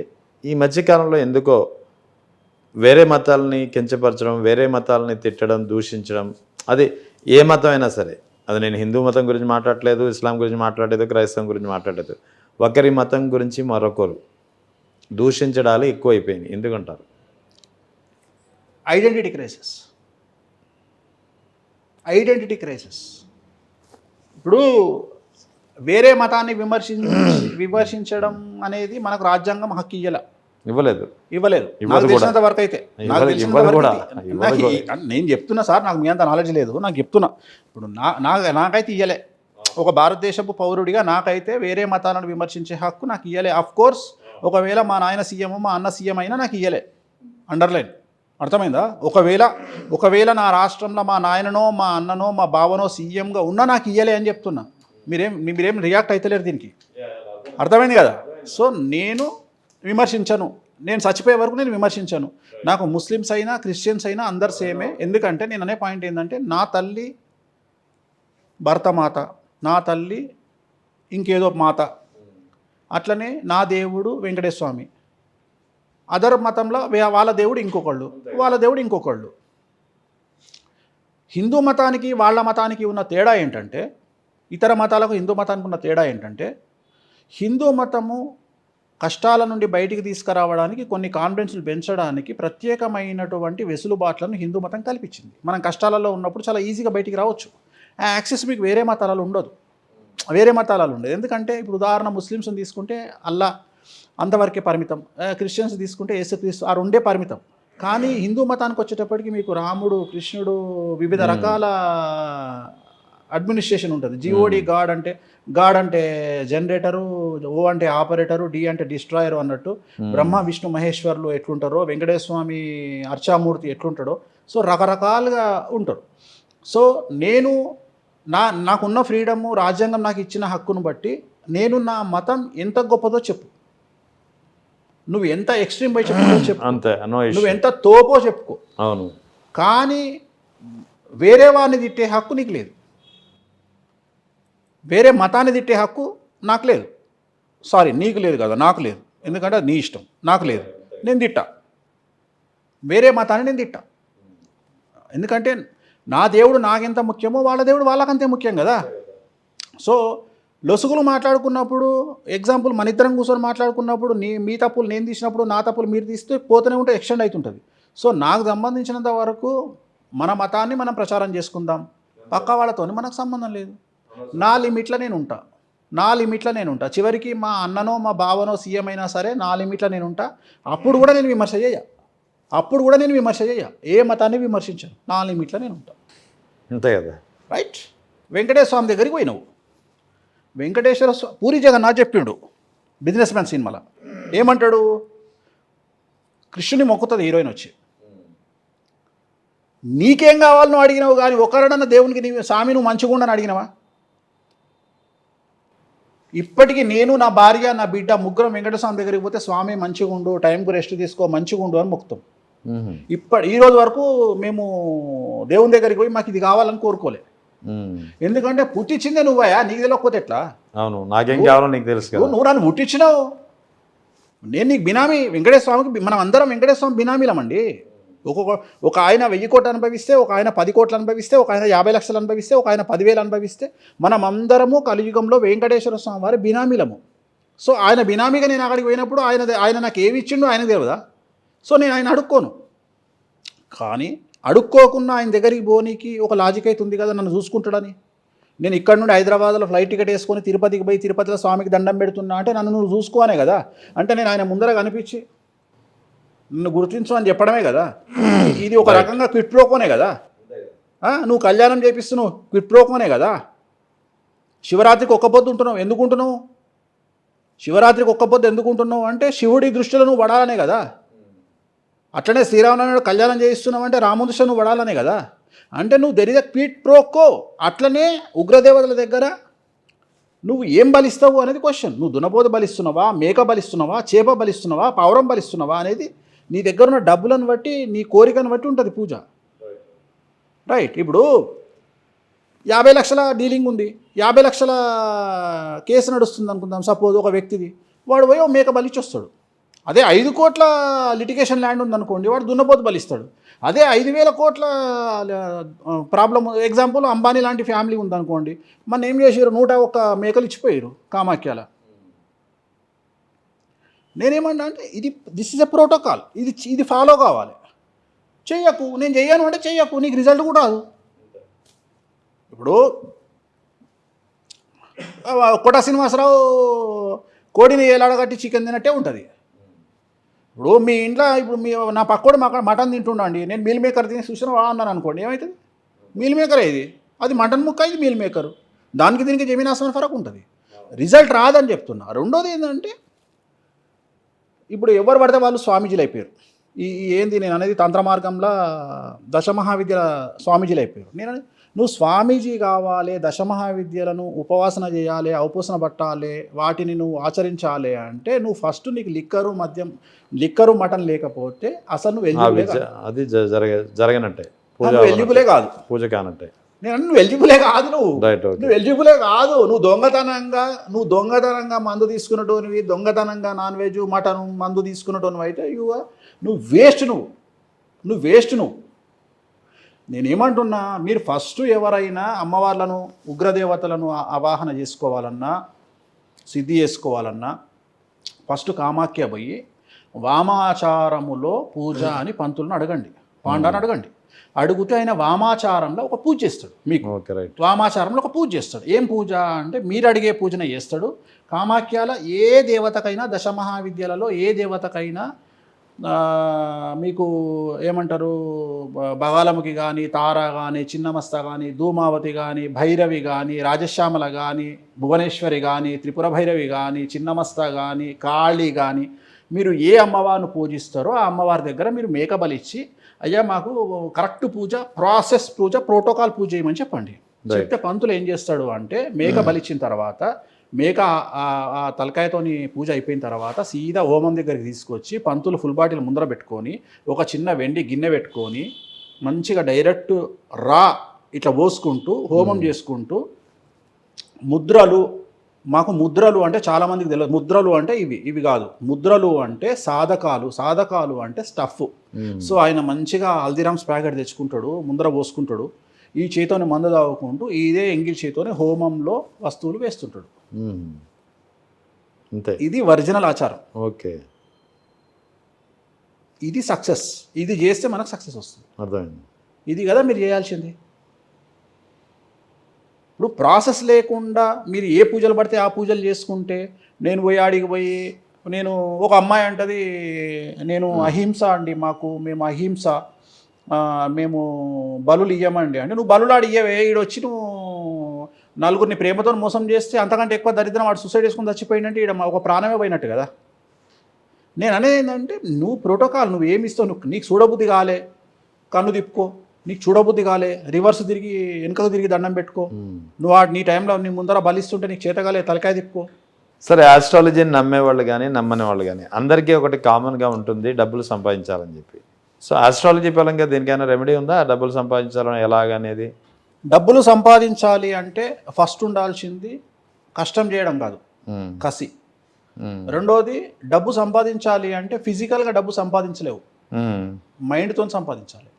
రెండోది, డబ్బును సంపాదించాలి అంటే డబ్బు వెనకాతల మనం పడడం కాదు, మనం డబ్బును అట్రాక్ట్ చేయాలి, మనం డబ్బును ఆకర్షించాలి. అన్నిటికంటే ముఖ్యము, నువ్వు ఏ జాబ్ చేస్తున్నావు, నువ్వు ఏ వ్యాపారం చేస్తున్నావు అనేదాన్ని ఫస్ట్. రెండోది ఏంటంటే ఫస్ట్ క్లారిటీ, అన్నిటికంటే ముఖ్యం క్లారిటీ. ఇప్పుడు జంధ్యం, మాకు జంధ్యం ఉంటుంది. అవును. అన్నిటికంటే కష్టం మా జంధ్యం చిక్కు తీయడం. ఒక్కసారి మనం తీయడమే ప్యాకెట్లో నుండి రాంగ్గా తీస్తే చిక్కు పడుతుంది, గంట సేపు పడుతుంది జంధ్యం తీయాలంటే, మళ్ళీ చిక్కు విడాలంటే. అట్లనే లైఫ్లో కూడా చిక్కులు తీయాలంటే ఎప్పుడు కాన్సన్ట్రేట్ ఓన్లీ వన్ థింగ్, అంటే ఒక్క చిక్కు మీదనే కాన్సన్ట్రేట్ చేయి, ఒక్కొక్క చిక్కేది. అట్లనే నీ సమస్యలను ఒక్కొక్కటిగా తీసుకుంటూ వెళ్ళిపో. అట్లనే నువ్వు సంపాదించాలంటే నీ టార్గెట్ మనీ, నువ్వు ఆ మనీ మీద ఫోకస్ చేయి. నువ్వు మనీ ఫోకస్ చేయాలంటే నీ జాతకంలో కొన్ని గ్రహాలు బాగుండాలి. రెండోది, నీకు కసి లేకపోతే నువ్వు ఏడ వర్కౌట్ అవుతుంది. అన్నిటికంటే ముఖ్యము, కలియుగంలో డబ్బు సంపాదించాలి అంటే బ్రెయిన్తో సంపాదించాలి, సమాజానికి వ్యతిరేకంగా వెళ్ళి సంపాదించాలి. ఫస్ట్ సమాజానికి వ్యతిరేకంగా వెళ్ళి సంపాదించాలి అంటే నువ్వు ఎంత అగ్రెసివ్గా వెళ్తున్నావు, సమాజం నీ మీద ఎంత దాడి చేస్తుంది, దీన్ని నువ్వు అధిగమించాలి. ఎందుకంటే ఎక్కడైతే పేరు ఉంటుందో, ఎక్కడైతే పబ్లిసిటీ ఉంటుందో అక్కడే మనీ ఉంటుంది. అది లేకుండా మనీ రాదు. అంటే సీక్రెట్గా జరిగే వ్యవహారాలలో మనీ రాదు. ఇప్పుడు ఉదాహరణ, పొలిటికల్గా నువ్వు ఎంతమంది జనాలకు తెలిస్తే నీకు అంత పేరు వస్తుంది. నువ్వు సినిమా స్టార్ నువ్వు ఎంతమంది జనాలకు తెలిస్తే నీకు అంత పేరు వస్తుంది. జాతకంలో యోగం ఉండాలి. ఆ యోగం ఉన్నప్పుడు యోగానికి సంబంధించిన పూజలు నిర్వహించుకోవాలి. రెండవది, నీ ప్రొఫెషన్ డిసైడ్ చేయాలి. చాలా లాజిక్లు ఉంటాయి. ఇప్పుడు వేణుస్వామి ఒక యాస్ట్రాలజర్, ప్రపంచంలో చాలామంది యాస్ట్రాలజర్స్ ఉన్నారు. మరి వేణుస్వామికి ఎందుకయ్యా పేరు వచ్చింది అంటే వేణుస్వామి జాతకంలో అట్లుంది, వేణుస్వామి చేసిన ప్రయత్నాలు అట్లున్నాయి, వేణుస్వామి తిన్న దొబ్బులు అట్లా తిన్నాడు, వేణుస్వామి సమాజంతో ఎక్కించుకున్న విధానం అట్లుంది, వేణుస్వామిని తిట్టినటువంటి విధానం అట్లుంది. అయినా సరే వేణుస్వామి ఎందుకు అగ్రెసివ్గా పోతున్నాడు అంటే వేణుస్వామి ఒక సింగిల్ పాయింట్ ఎజెండా పెట్టుకొని పోతున్నాడు. అట్లనే ఒక పొలిటీషియన్ ఉన్నాడు, ఒక రేవంత్ రెడ్డి ఉన్నాడు. ఒక రేవంత్ రెడ్డి కేసీఆర్కి ఎగనిస్ట్గా పోయి జైలుకు పోయిండు కాబట్టి ఇవాళ సీఎం అయ్యిండు. ఒక జగన్మోహన్ రెడ్డి ఉన్నాడు. సో ప్రతి మనిషి జీవితము మీరు అబ్జర్వ్ చేయండి, ఎవరైతే ఎక్కువగా సమస్యలు ఫేస్ చేసిండ్రో వాళ్ళ రిజల్ట్ ఎక్కువ ఉంది. ఎవరైతే లైఫ్ నార్మల్గా లీడ్ చేస్తున్నారో, కంఫర్టబుల్ జోన్లో ఉన్నారో వాళ్ళ లైఫ్ గొప్పగా లేదు. రిస్క్ తీసుకున్న దగ్గరనే రిజల్ట్ ఎక్కువ ఉంటుంది. జాతకాన్ని పక్కన పెట్టండి, జాతకం సహకరిస్తుందా సహకరించదా అవి పక్కన పెడదాం. ఇవి బేసిక్ అయినాక అప్పుడు మనం ఆలోచిద్దాం. ఇప్పుడు ఒకప్పుడు డాక్టర్ అంటే చాలా గొప్ప విషయం అండి. ఇప్పుడు నా దగ్గరకు వచ్చిన వాళ్ళకి నేను డాక్టర్గా చదవద్దని చెప్తున్నాను. ఇప్పుడు నేను నా దగ్గరకు వస్తారు, డాక్టర్ చదవాలి గురువు గారు అంటారు. నేను ఒకటే మాట చెప్తాను, డాక్టర్ చదివి ఏం చేస్తావు? నీ సొంత హాస్పిటల్ పెట్టుకుంటే చెయ్యి, లేకుంటే వేరే వాళ్ళ దగ్గర పని చేసేటట్టయితే వద్దు. ఎందుకు? నువ్వు పని చేయాలంటే డాక్టర్కు ఫస్ట్ ఇచ్చేటువంటి ప్రయారిటీ ఏంది? నెలకు 3 లక్షలు. 3 లక్షల రూపాయలతో నువ్వు చదివిన చదువుకు 3 లక్షల రూపాయలు బ్యాలెన్స్ అయితే లేదు. రెండవది, నువ్వు ఫస్ట్ హాస్పిటల్లో జాయిన్ కాగానే నువ్వు ఎంతమంది దగ్గర నువ్వు చెడ్డ పేరు తెచ్చుకుంటున్నావు? నువ్వేం చేస్తున్నావు? హాస్పిటల్లో జాయిన్ కాగానే నీకు ఫస్ట్ ట్రైనింగ్ ఇస్తారు. హాస్పిటల్లో ట్రైనింగ్ ఇచ్చి నీకు ఏం చేస్తున్నారు? ఫస్ట్ ఒక క్లయింట్ను కౌన్సిలింగ్ చేసి, ఒక పేషెంట్ను కౌన్సిలింగ్ చేసి అతన్ని ముగ్గులోకి ఎట్లా దింపాలో నేర్పిస్తున్నారు. టెస్ట్ ఎట్లా రాయాలి, అవసరం లేకుండా ఆపరేషన్లు ఎట్లా చేయాలి, పుసుక్కున నువ్వు ఇట్లా తీసుకుపోయి ఇది నా ఇన్సూరెన్స్ కార్డు అని చెప్తే 2 లక్షల రూపాయలు అయ్యే ట్రీట్మెంట్ 20 లక్షలకు ఎట్లా తీసుకుపోతున్నారు. సో ఇవన్నీ అందుకని నేను ఏమంటే, ఇంత అవసరం ఏముంది? నువ్వే ఓన్ హాస్పిటల్ పెట్టుకుంటే ఈ 2 లక్షల ట్రీట్మెంట్ 1 లక్ష రూపాయలు చెయ్యి, సమాజ సేవ వస్తుంది, సాటిస్ఫాక్షన్ వస్తుంది. సో కొన్ని సందర్భాలలో అట్లా కాదు, ఏదో సంథింగ్ స్పెషల్ ఉండాలి. నువ్వు తీసుకుని నువ్వు అది ఇప్పుడు general medicine famous, first suggestion general medicine, నేను ఇచ్చే సజెషన్. అమెరికా అయితే ఫ్యామిలీ మెడిసిన్, మనకు అక్కడికి తేడా ఉంటుంది, ఫ్యామిలీ మెడిసిన్. సో మనము మళ్ళీ ఫ్యామిలీ మెడిసిన్ అంటే నాకు అవగాహన ఉండాలి. అట్లనే ఒక సినిమా హీరో ఉన్నాడు, హీరో అవ్వడం చాలామంది ప్రతి ఒక్కడు వచ్చిన సినిమా స్టార్ని అయితే అంటారు, సినిమా స్టార్ ఇంతకుముందు లెక్క లేదు రాజా, చాలా కష్టంగా ఉంది రా పరిస్థితి అని. మన జాతకంలో శుక్రుడు బాగుంటే, ఫిజిక్ బాగుంటే అన్నీ చూసి మనం చెప్తాం. రైట్. ఇక రాజకీయాల్లో కానీ వ్యాపారంలో కానీ ప్రత్యర్థులు అనేవాళ్ళు ఉంటారు. అటువంటి ప్రత్యర్థులను జయించాలంటే ఆస్ట్రాలజీ పరంగా ఏం చెప్తారు? బగలాముఖి అమ్మవారు ఉంటుంది. ఓం హ్రీం బగలాముఖీం సర్వదుష్టానాం వాచం ముఖం పదం స్తంభయ జిహ్వాంకిరయ బుద్ధిం వినాశ హ్రీం ఓం స్వాహ. అంటే మీ శత్రువు ఎవరైతే ఉన్నారో ఆ శత్రువు నోరు ముయించడం కానీ, శత్రువుకు పిచ్చి లేపడం కానీ, శత్రువును అడుగులు పడకుండా చేయడం కానీ, శత్రువు దేశాన్ని వదిలిపెట్టేటట్టు కానీ, ఊరును వదిలిపెట్టేటట్టు కానీ చేయడం కానీ ఈ అమ్మవారి యొక్క ప్రత్యేకత. ఈ అమ్మవారిని పూజిస్తే నీ శత్రువులు నోరు మూసుకోగలుగుతారు, నీ శత్రువులు పారిపోతారు. సో ఇది బగలాముఖి అమ్మవారి యొక్క ప్రత్యేకత. సో రాజకీయాల్లో ప్రత్యర్థులు ఉంటారు. నేను ఇందాక చెప్పినట్టు యాచక శత్రువు, బిచ్చగాడు కూడా శత్రువే, హీరోయిన్కు హీరోయిన్ శత్రువే, హీరోకు హీరో శత్రువే, ప్రొడ్యూసర్కు ప్రొడ్యూసర్ శత్రువే, రైట్, సీఎంకు మాజీ సీఎం శత్రువే, అట్లా ఎమ్మెల్యేకు ఎక్స్ఎమ్మెల్యే శత్రువే. అట్లా ప్రతి దగ్గర శత్రుత్వం ఉంటుంది. కానీ ఇక్కడ బాధపడే శత్రుత్వాలు వేరు, జెలస్తో ఉండే శత్రుత్వాలు వేరు, ఇగోతో ఉండే శత్రుత్వాలు వేరు. ఎక్కడైతే బాధింపబడతామో అక్కడ ఈ అమ్మవారిని ఉపయోగించాలి. ఉదాహరణ, బాధింపబడడం అంటే ఏంది? సపోజ్ ఇప్పుడు మన ల్యాండ్ ఎవడో కబ్జా చేసిండు, అప్పుడు నువ్వు అని టార్గెట్ చేయి. అంతేగాని ఇప్పుడు మీరు అందంగా తయారై, ఉదాహరణ మీ చేతిలో iPhone 17 Pro Max ఉంది కదా అని ఎవడో మీ మీద జెలస్ పడ్డాడు, వాడిని ఏం చేయకు, వాని కోసం పూజలు చేయకు. అది కామన్ జెలస్, అది దాని మీద నువ్వు ప్రతీకారం తీసుకోవాల్సిన అవసరం లేదు. నిన్నెవడో మానసికంగా టార్గెట్ చేసిండు, నిన్నెవడో ప్రేమ పేరుతోని ఒక అమ్మాయిని వచ్చి మోసం చేసి పోయిండు, సగలం సంకనాకి ఇచ్చిండు, పైసలను తీసుకొని పోయిండు, ఏదైనా చెయ్యి. అట్లనే అంటే ఎక్కడైతే మనం తీవ్రమైన ప్రభావాన్ని చూస్తామో, ఎక్కడైతే మనం విపరీతమైనటువంటి సమస్యలను ఎదుర్కొంటామో అక్కడనే ఏమైనా ప్రయోగం చేయాలని చెప్తున్నా. అంటే అనవసరంగా ప్రయోగం చేయకండి, అక్కడనే ప్రయోగం చేయండి.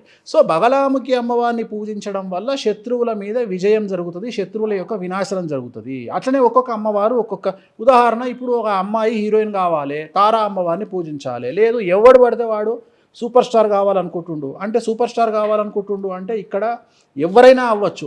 ఉదాహరణ, ఒక డ్రైవర్ ఉన్నాడు, ఆ డ్రైవర్ సూపర్ స్టార్ ఎట్లయితాడయా? ఎగ్జాంపుల్ మీరు అడిగిరు, నన్నే అడిగిరు, అదిగా స్వామి ఇప్పుడు నేను ఉదాహరణ చెప్పిన, జాతకం చూసి అరే నువ్వు నీకు మహారాజ యోగం ఉందిరా బాబు అని ఒక డ్రైవర్కు చెప్పిన. మీరు అన్నారు, సార్ డ్రైవర్ గురువు గారు వాడు ఎట్లా సూపర్ స్టార్ అవుతాడు అని మీరు అన్నారు. నేనేమంటున్నా అంటే, గిట్లనే ఒకరోజు మీరు ఎవరినో ఇంటర్వ్యూ తీసుకుంటుంటే ఒక పొలిటీషియనో, సీఎంఓ, ఎమ్మెల్యేనో, ఎంపీఓ పుసుకున్న డ్రైవర్ను చూసి మంచిగా నడిపిస్తేవరా కాకు దారా బాబా అని తీసుకుపోయింది అనుకోండి, మీకంటే ముందే టీవీ ఛానల్ పెడతాడు. అర్థమైందా? నేను అనేది ఏంటంటే అట్లా జరుగుతాయి మిరాకిల్స్ అనేవి, మిరాకిల్స్ అట్లా జరుగుతాయి. అందుకనే లీడర్ సినిమాలో ఒక డైలాగ్ ఉంటుంది, డ్రైవరు రానా కారు నడిపించుకుంటూ, సార్ రాత్రి నాకు నాన్నగారు 20 కోట్ల బ్యాగ్ ఇచ్చిరండి, ఆయనకి 60 లక్షలు వాడుకున్నా అంటాడు. ఒక డ్రైవర్ ఏంది 60 లక్షలు వాడుకున్నాడు ఏంది అంటే, స్థాయిని బట్టి డ్రైవర్ పొజిషన్ మారుతుంది. నీ స్థాయిని బట్టి డ్రైవర్ యొక్క పొజిషన్ మారుతుంది. అంటే నార్మల్ డ్రైవర్ వేరు, సీఎం డ్రైవర్ వేరు, ఎమ్మెల్యే డ్రైవర్ వేరు, పిఎం డ్రైవర్ వేరు, అంబానీ డ్రైవర్ వేరు, ఒక హీరోయిన్ డ్రైవర్ వేరు. నేను అనేది ఏంటంటే డ్రైవరే ఇక్కడ, కానీ ఆయన స్థాయి పెరుగుతలేదా, ఆయన ఫైనాన్షియల్ స్టాండర్డ్స్ పెరుగుతలేవా?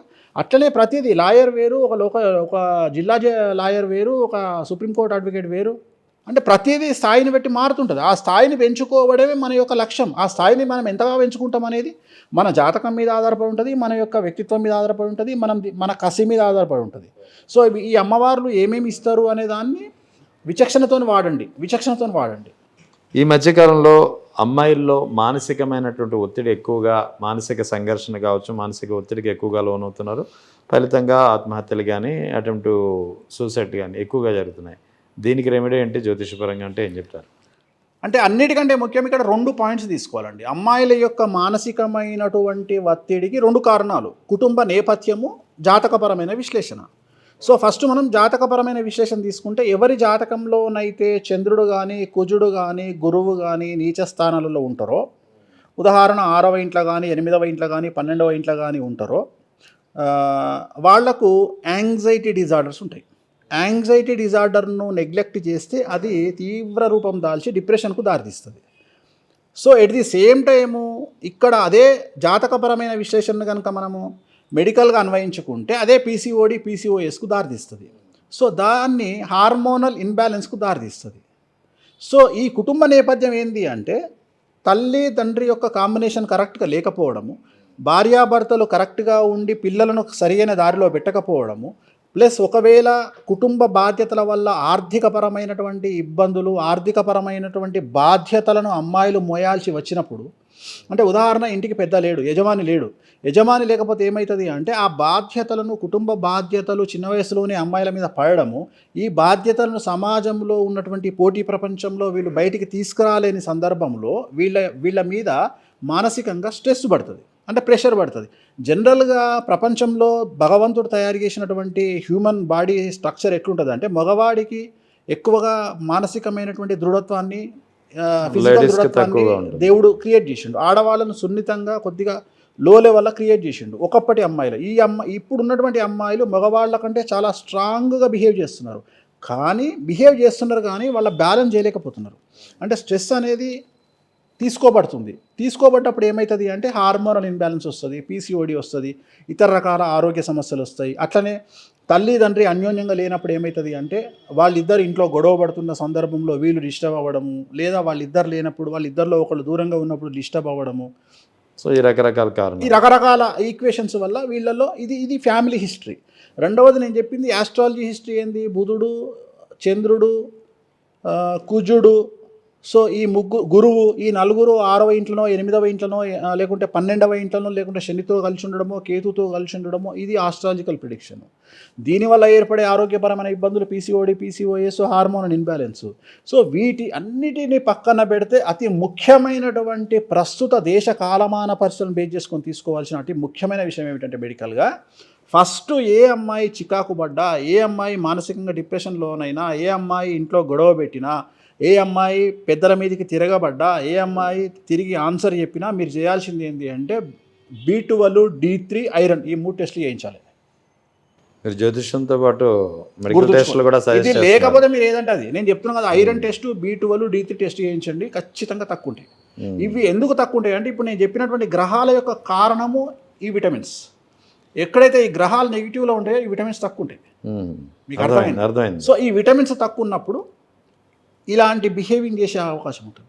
జస్ట్ ఒక ఐరన్ 3 ఇంజక్షన్లు ఇప్పించారంటే సెట్ అయిపోతారు. మెడికల్ ఆస్ట్రానమీ గురించి మాట్లాడుతున్నారు కాబట్టి, మెడికల్ ఆస్ట్రాలజీ గురించి, ఆస్ట్రాలజీ గురించి మాట్లాడుతున్నారు కాబట్టి ఈ మధ్యకాలంలో గుండెపోట్లు, లివర్ వ్యాధులు ఎక్కువగా చూస్తున్నాం. దీనికి కూడా ఏమైనా రెమెడీ ఉందంటారా? 100%. ఇప్పుడు నిన్న పాపం సుదర్శన్ రెడ్డి గారు, పెద్ది సుదర్శన్ రెడ్డి, ఎంత 10 years అయింది మ్యారేజ్ అయ్యి, ఎంత బాధ అనిపిస్తుంది. ఆయన తెలంగాణ వచ్చే వరకు పెళ్లి చేసుకోనని 2014లో తెలంగాణ వచ్చిన తర్వాత ఐ థింక్ 15 or 16 పెళ్లి చేసుకున్నారు. 10 years అయింది, యంగ్ ఏజ్. నిన్న కార్డియాక్ అరెస్ట్ ఉంది చనిపోయారు. నేను అనే పాయింట్ ఏంటంటే ప్రతి 40 సంవత్సరాలు దాటిన ప్రతి యువకుడికి చెప్పే పాయింట్ ఏంటంటే మీ జాతకంలో రవి కేతువు కలిసి ఉన్నా, రవి శని కలిసి ఉన్నా, లేదా రవి 6వ ఇంట్లో, 12వ ఇంట్లో, 8వ ఇంట్లో ఉన్నా, లేదా ఇంట్లో ఎవరైనా ఏలినాటి శని ఉన్నటువంటి కొడుకులు ఉన్నా, ఏలినాటి శని నడుస్తున్నటువంటి కొడుకులు ఉంటే తండ్రులు, దయచేసి ఇప్పుడు నేను చెప్పినటువంటి సిటీ కరోనరీ యాంజియో అని ఉంటుంది, కొత్తగా వచ్చింది, చేయించుకోండి. జస్ట్ 5 minutesలో అయిపోతుంది. 12,500 తీసుకుంటారు. జస్ట్ సెలైన్ ఎక్కిస్తారు, చేసేస్తారు. సో లైఫ్లో 40 ఏళ్ళ తర్వాత ఎప్పుడు వస్తుంది హార్ట్ అటాక్ అనేది రాసి చేతిలో పెడతాడు. నష్టమేముంది, ఎంతో ఖర్చు పెడతాము. ఆఫ్టర్ ఆల్ ఒక గ్లెన్బ్రిడ్జ్ బాటిల్ అవుతే 8,000 రూపాయలు అవుతుంది. 12,500 మీకు మెడిసిన్ ఒకటి వస్తుంది కదా, చేయించుకుంటే తప్పేముంది. సో నేను చెప్పడం మంచి కోసమే కదా. సో ఇందాక మీరు లివర్ ప్రాబ్లం అన్నారు. సో మీకు ప్రతి నెల ఎల్ఎఫ్టీ చేయించుకుంటే 6 నెలలకు ఒకసారి ఎల్ఎఫ్టీ చేయించుకుంటే తప్పేముంది, లివర్ ఫంక్షన్ టెస్ట్ చేయించుకుంటే తప్పేముంది, తిప్పి కొడితే 1000 రూపాయలు అవుతుంది కదా, రైట్?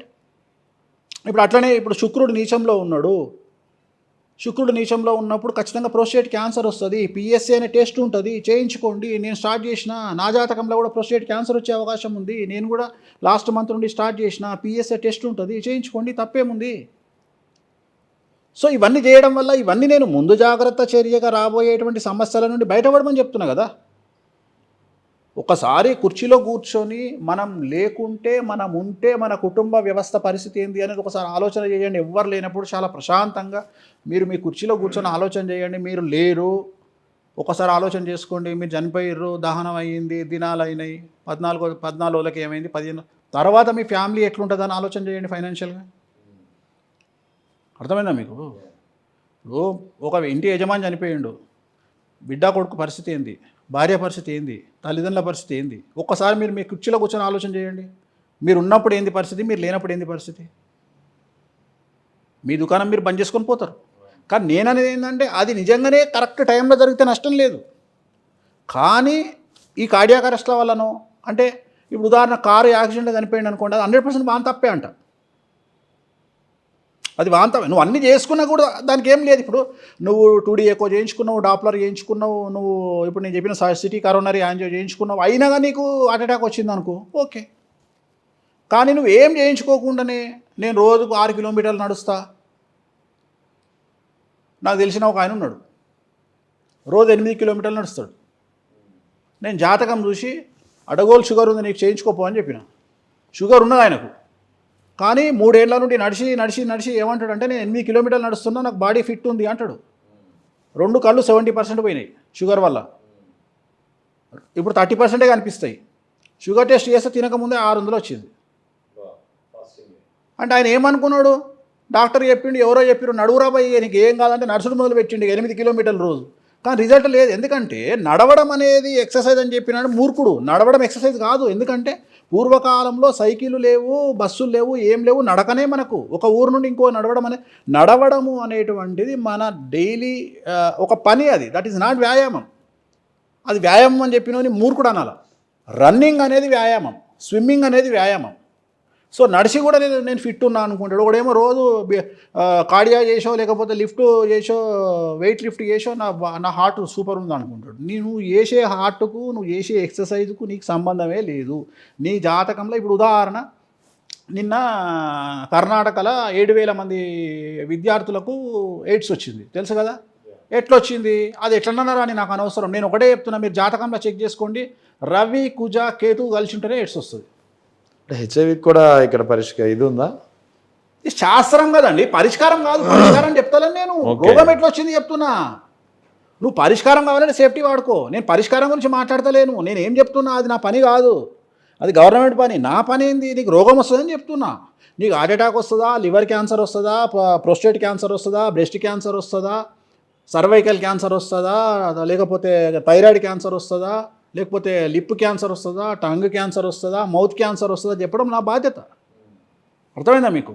అంతే తప్ప ఇప్పుడు ఎయిడ్స్ వచ్చింది అక్కడ నేను అనే పాయింట్ 7,000 మందికి వచ్చింది ఎయిడ్స్ అంటే నేను ఎయిడ్స్ అని మీరు చెక్ చేయండి. ఆ 7,000 మందిని పట్టుకరండి. అందులో ఖచ్చితంగా 7,000 మందికి సంబంధించి రవి మేజర్ పార్ట్ ఉంటాడు. ఎందుకంటే రవి అనేటోడు బ్లడ్ని కమాండ్ చేస్తాడు. బాడీలో ఎయిడ్స్ అనేది, హెచ్ఐవి అనేది ఫస్ట్ స్టార్టింగ్ హెచ్ఐవి అంటారు, హెచ్ఐవి కన్వర్టింగ్ ఇంటూ ఎయిడ్స్. అది బ్లడ్కు సంబంధించినటువంటి డిసీజు. మగవాళ్ళు అయితేనేమో 12 నెలలు అవుతారు, ఆడవాళ్ళు అయితేనేమో 40 ఏళ్ళు బతుకుతారు. ఎందుకంటే వాళ్ళకి రీసైక్లింగ్ ఉంటుంది కాబట్టి బ్లడ్. సో నేను అనే పాయింట్ ఏంటంటే అది కూడా చెప్పొచ్చు మనం. రవి, కుజుడు, కేతువు కలిసి ఉంటే ఎయిడ్స్ వస్తుంది. రవి, కేతువు కలిసి వ్యయంలో ఉన్నా, 8లో ఉన్నా, 6లో ఉన్నా ఎయిడ్స్ వస్తుంది. అంటే నేను అనేది ఏంటంటే దీన్ని నేను ఎట్లా వాడుకుంటా, ఇది భయపెట్టడం నేను ఎట్లా వాడుకుంటా. ఒక అబ్బాయి నా దగ్గరకు వచ్చిండు, 8వ ఇంట్లో శుక్రుడు ఉన్నాడు.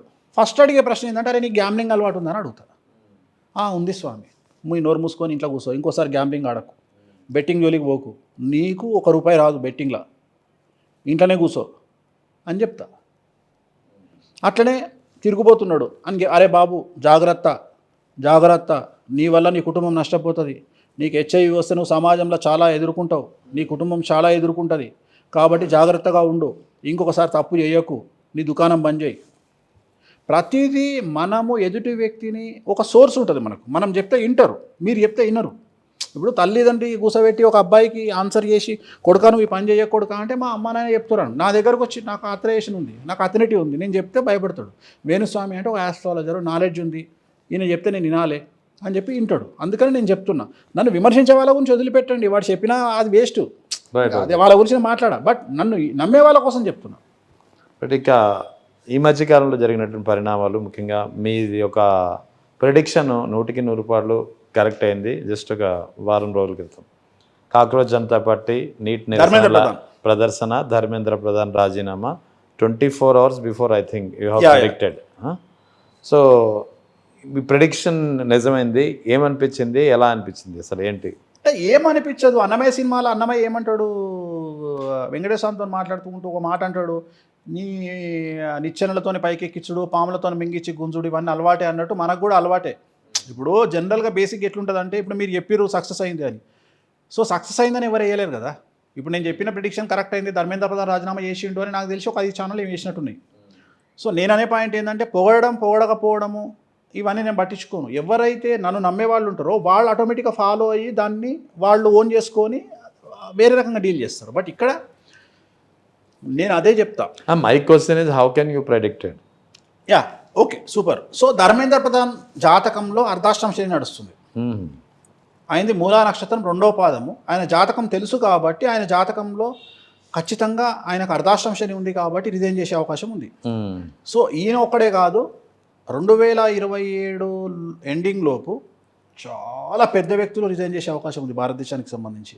మంత్రులా లేకపోతే తెలీదు, ఎవరైనా తెలీదు, మంత్రులా పైన తెలీదు, బట్ ఎవరైనా కానీ చాలా పెద్ద వ్యక్తులు రిజైన్ చేసే అవకాశం ఉంది కేంద్రంలో. అంటే నేను ఒకటే చెప్పదలుచుకున్న పాయింట్ ఏంటంటే, కేంద్రంలో మీరు ఇప్పటివరకు చూడని సినిమా రాబోతుంది. ఐమాక్స్ వెండి తెర మీద చూడొచ్చు పెద్దగా. అది అక్కడ ఇక్కడ అంతటా చూస్తారు, రాష్ట్రంలోనూ అటు అంతటా చూస్తారు, అన్ని రాష్ట్రాలు, ఆల్మోస్ట్ అన్ని రాష్ట్రాలు. నాకు తెలిసినంత వరకు ఢిల్లీ ముఖ్యమంత్రి మారుతాడు, రాజస్థాన్ ముఖ్యమంత్రి భజన్లాల్ మారుతాడు, సో ముంబై ముఖ్యమంత్రి కూడా మారే అవకాశం ఉంది, మహారాష్ట్ర ముఖ్యమంత్రి కూడా మారే అవకాశం ఉంది. ఇప్పుడు నేను రేఖా గుప్తా పేరు చెప్తున్నా, భజన్లాల్ పేరు చెప్తున్నా, ఫడ్నవీస్ పేరు చెప్తున్నా, డైరెక్ట్ పేర్లే చెప్తున్నా మీకు నేను. సో ముగ్గురు సీఎంలు మారే అవకాశం ఉంది. సో అట్లనే కేంద్రంలో చాలా పెద్ద వ్యక్తులు రాజీనామా చేసే అవకాశం ఉంది. అది ఊహించినటువంటి సంఘటన, మంచి కింద కూసాలు కదిలిపోయే సంఘటన. నేను నాయకత్వం మార్పు ఉంటుందా తెలియదండి, ఎవరు జాతకంలో చెప్తున్నా, నాకు ఐడియా లేదు. సో చాలా జరుగుతాయి.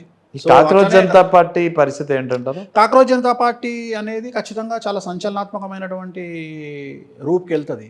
సో అభిజిత్ అనేటోడు, విచిత్రమైన విషయం ఏంటంటే, దేశానికి నాయకత్వం వహిస్తున్నటువంటి నరేంద్ర మోడీ గారి నక్షత్రం అనురాధ నక్షత్రం, అభిజిత్ డిప్కే నక్షత్రం అనురాధ నక్షత్రం, ఇద్దరిది ఒకటే నక్షత్రం. ఇంకా గొప్ప విషయం ఏంది, వీళ్ళిద్దరిది వృశ్చిక రాశి, రాహుల్ గాంధీది వృశ్చిక రాశి.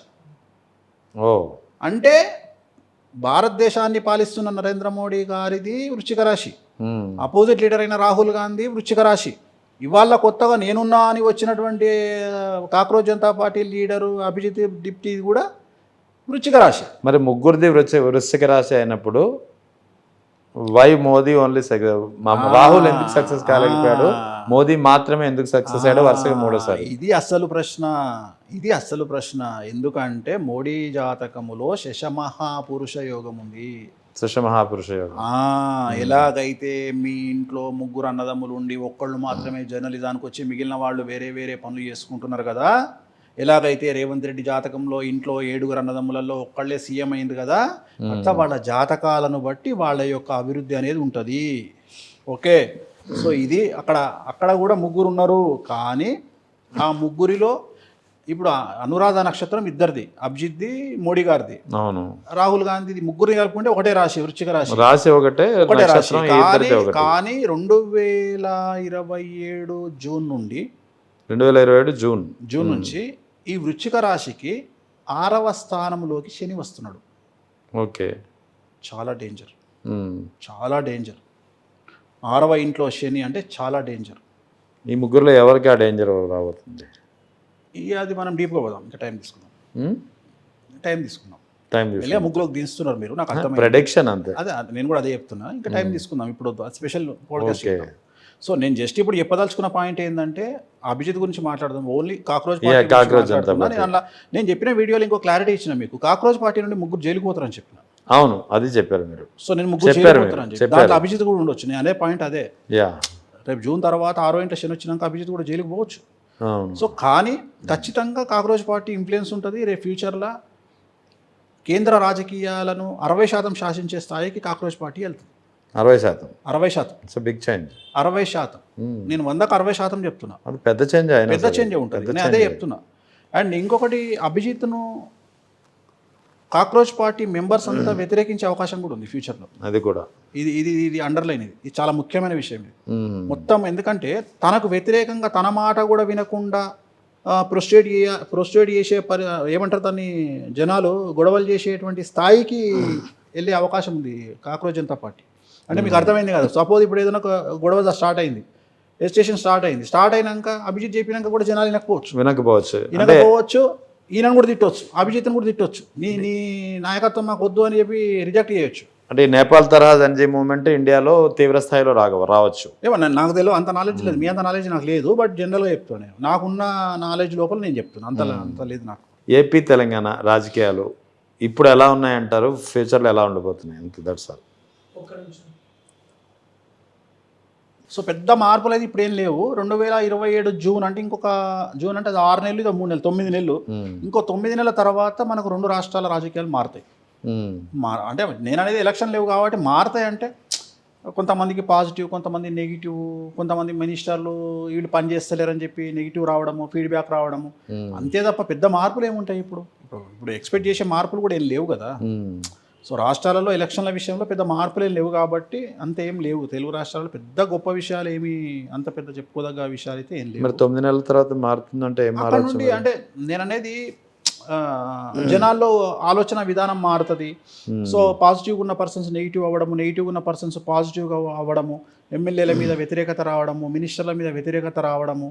సో ఇలాంటి సందర్భాలు కొన్ని కనిపిస్తున్నాయి. కొంతమంది పొలిటీషియన్స్కు సంబంధించి కొద్దిగా హెల్త్ దెబ్బతినే అవకాశం ఉంది. 2 తెలుగు రాష్ట్రాలలో కూడా ఒకే రాశికి సంబంధించి, కర్కాటక రాశికి సంబంధించిన పొలిటీషియన్స్కి సంబంధించిన హెల్త్ డ్యామేజ్ అయ్యే అవకాశం ఉంది. సో అవి ఒకటే కనిపిస్తున్నాయి కానీ పెద్ద చేంజెస్ ఏమి కనిపిస్తలేవు. Right sir, thank you very much. Okay, thank you.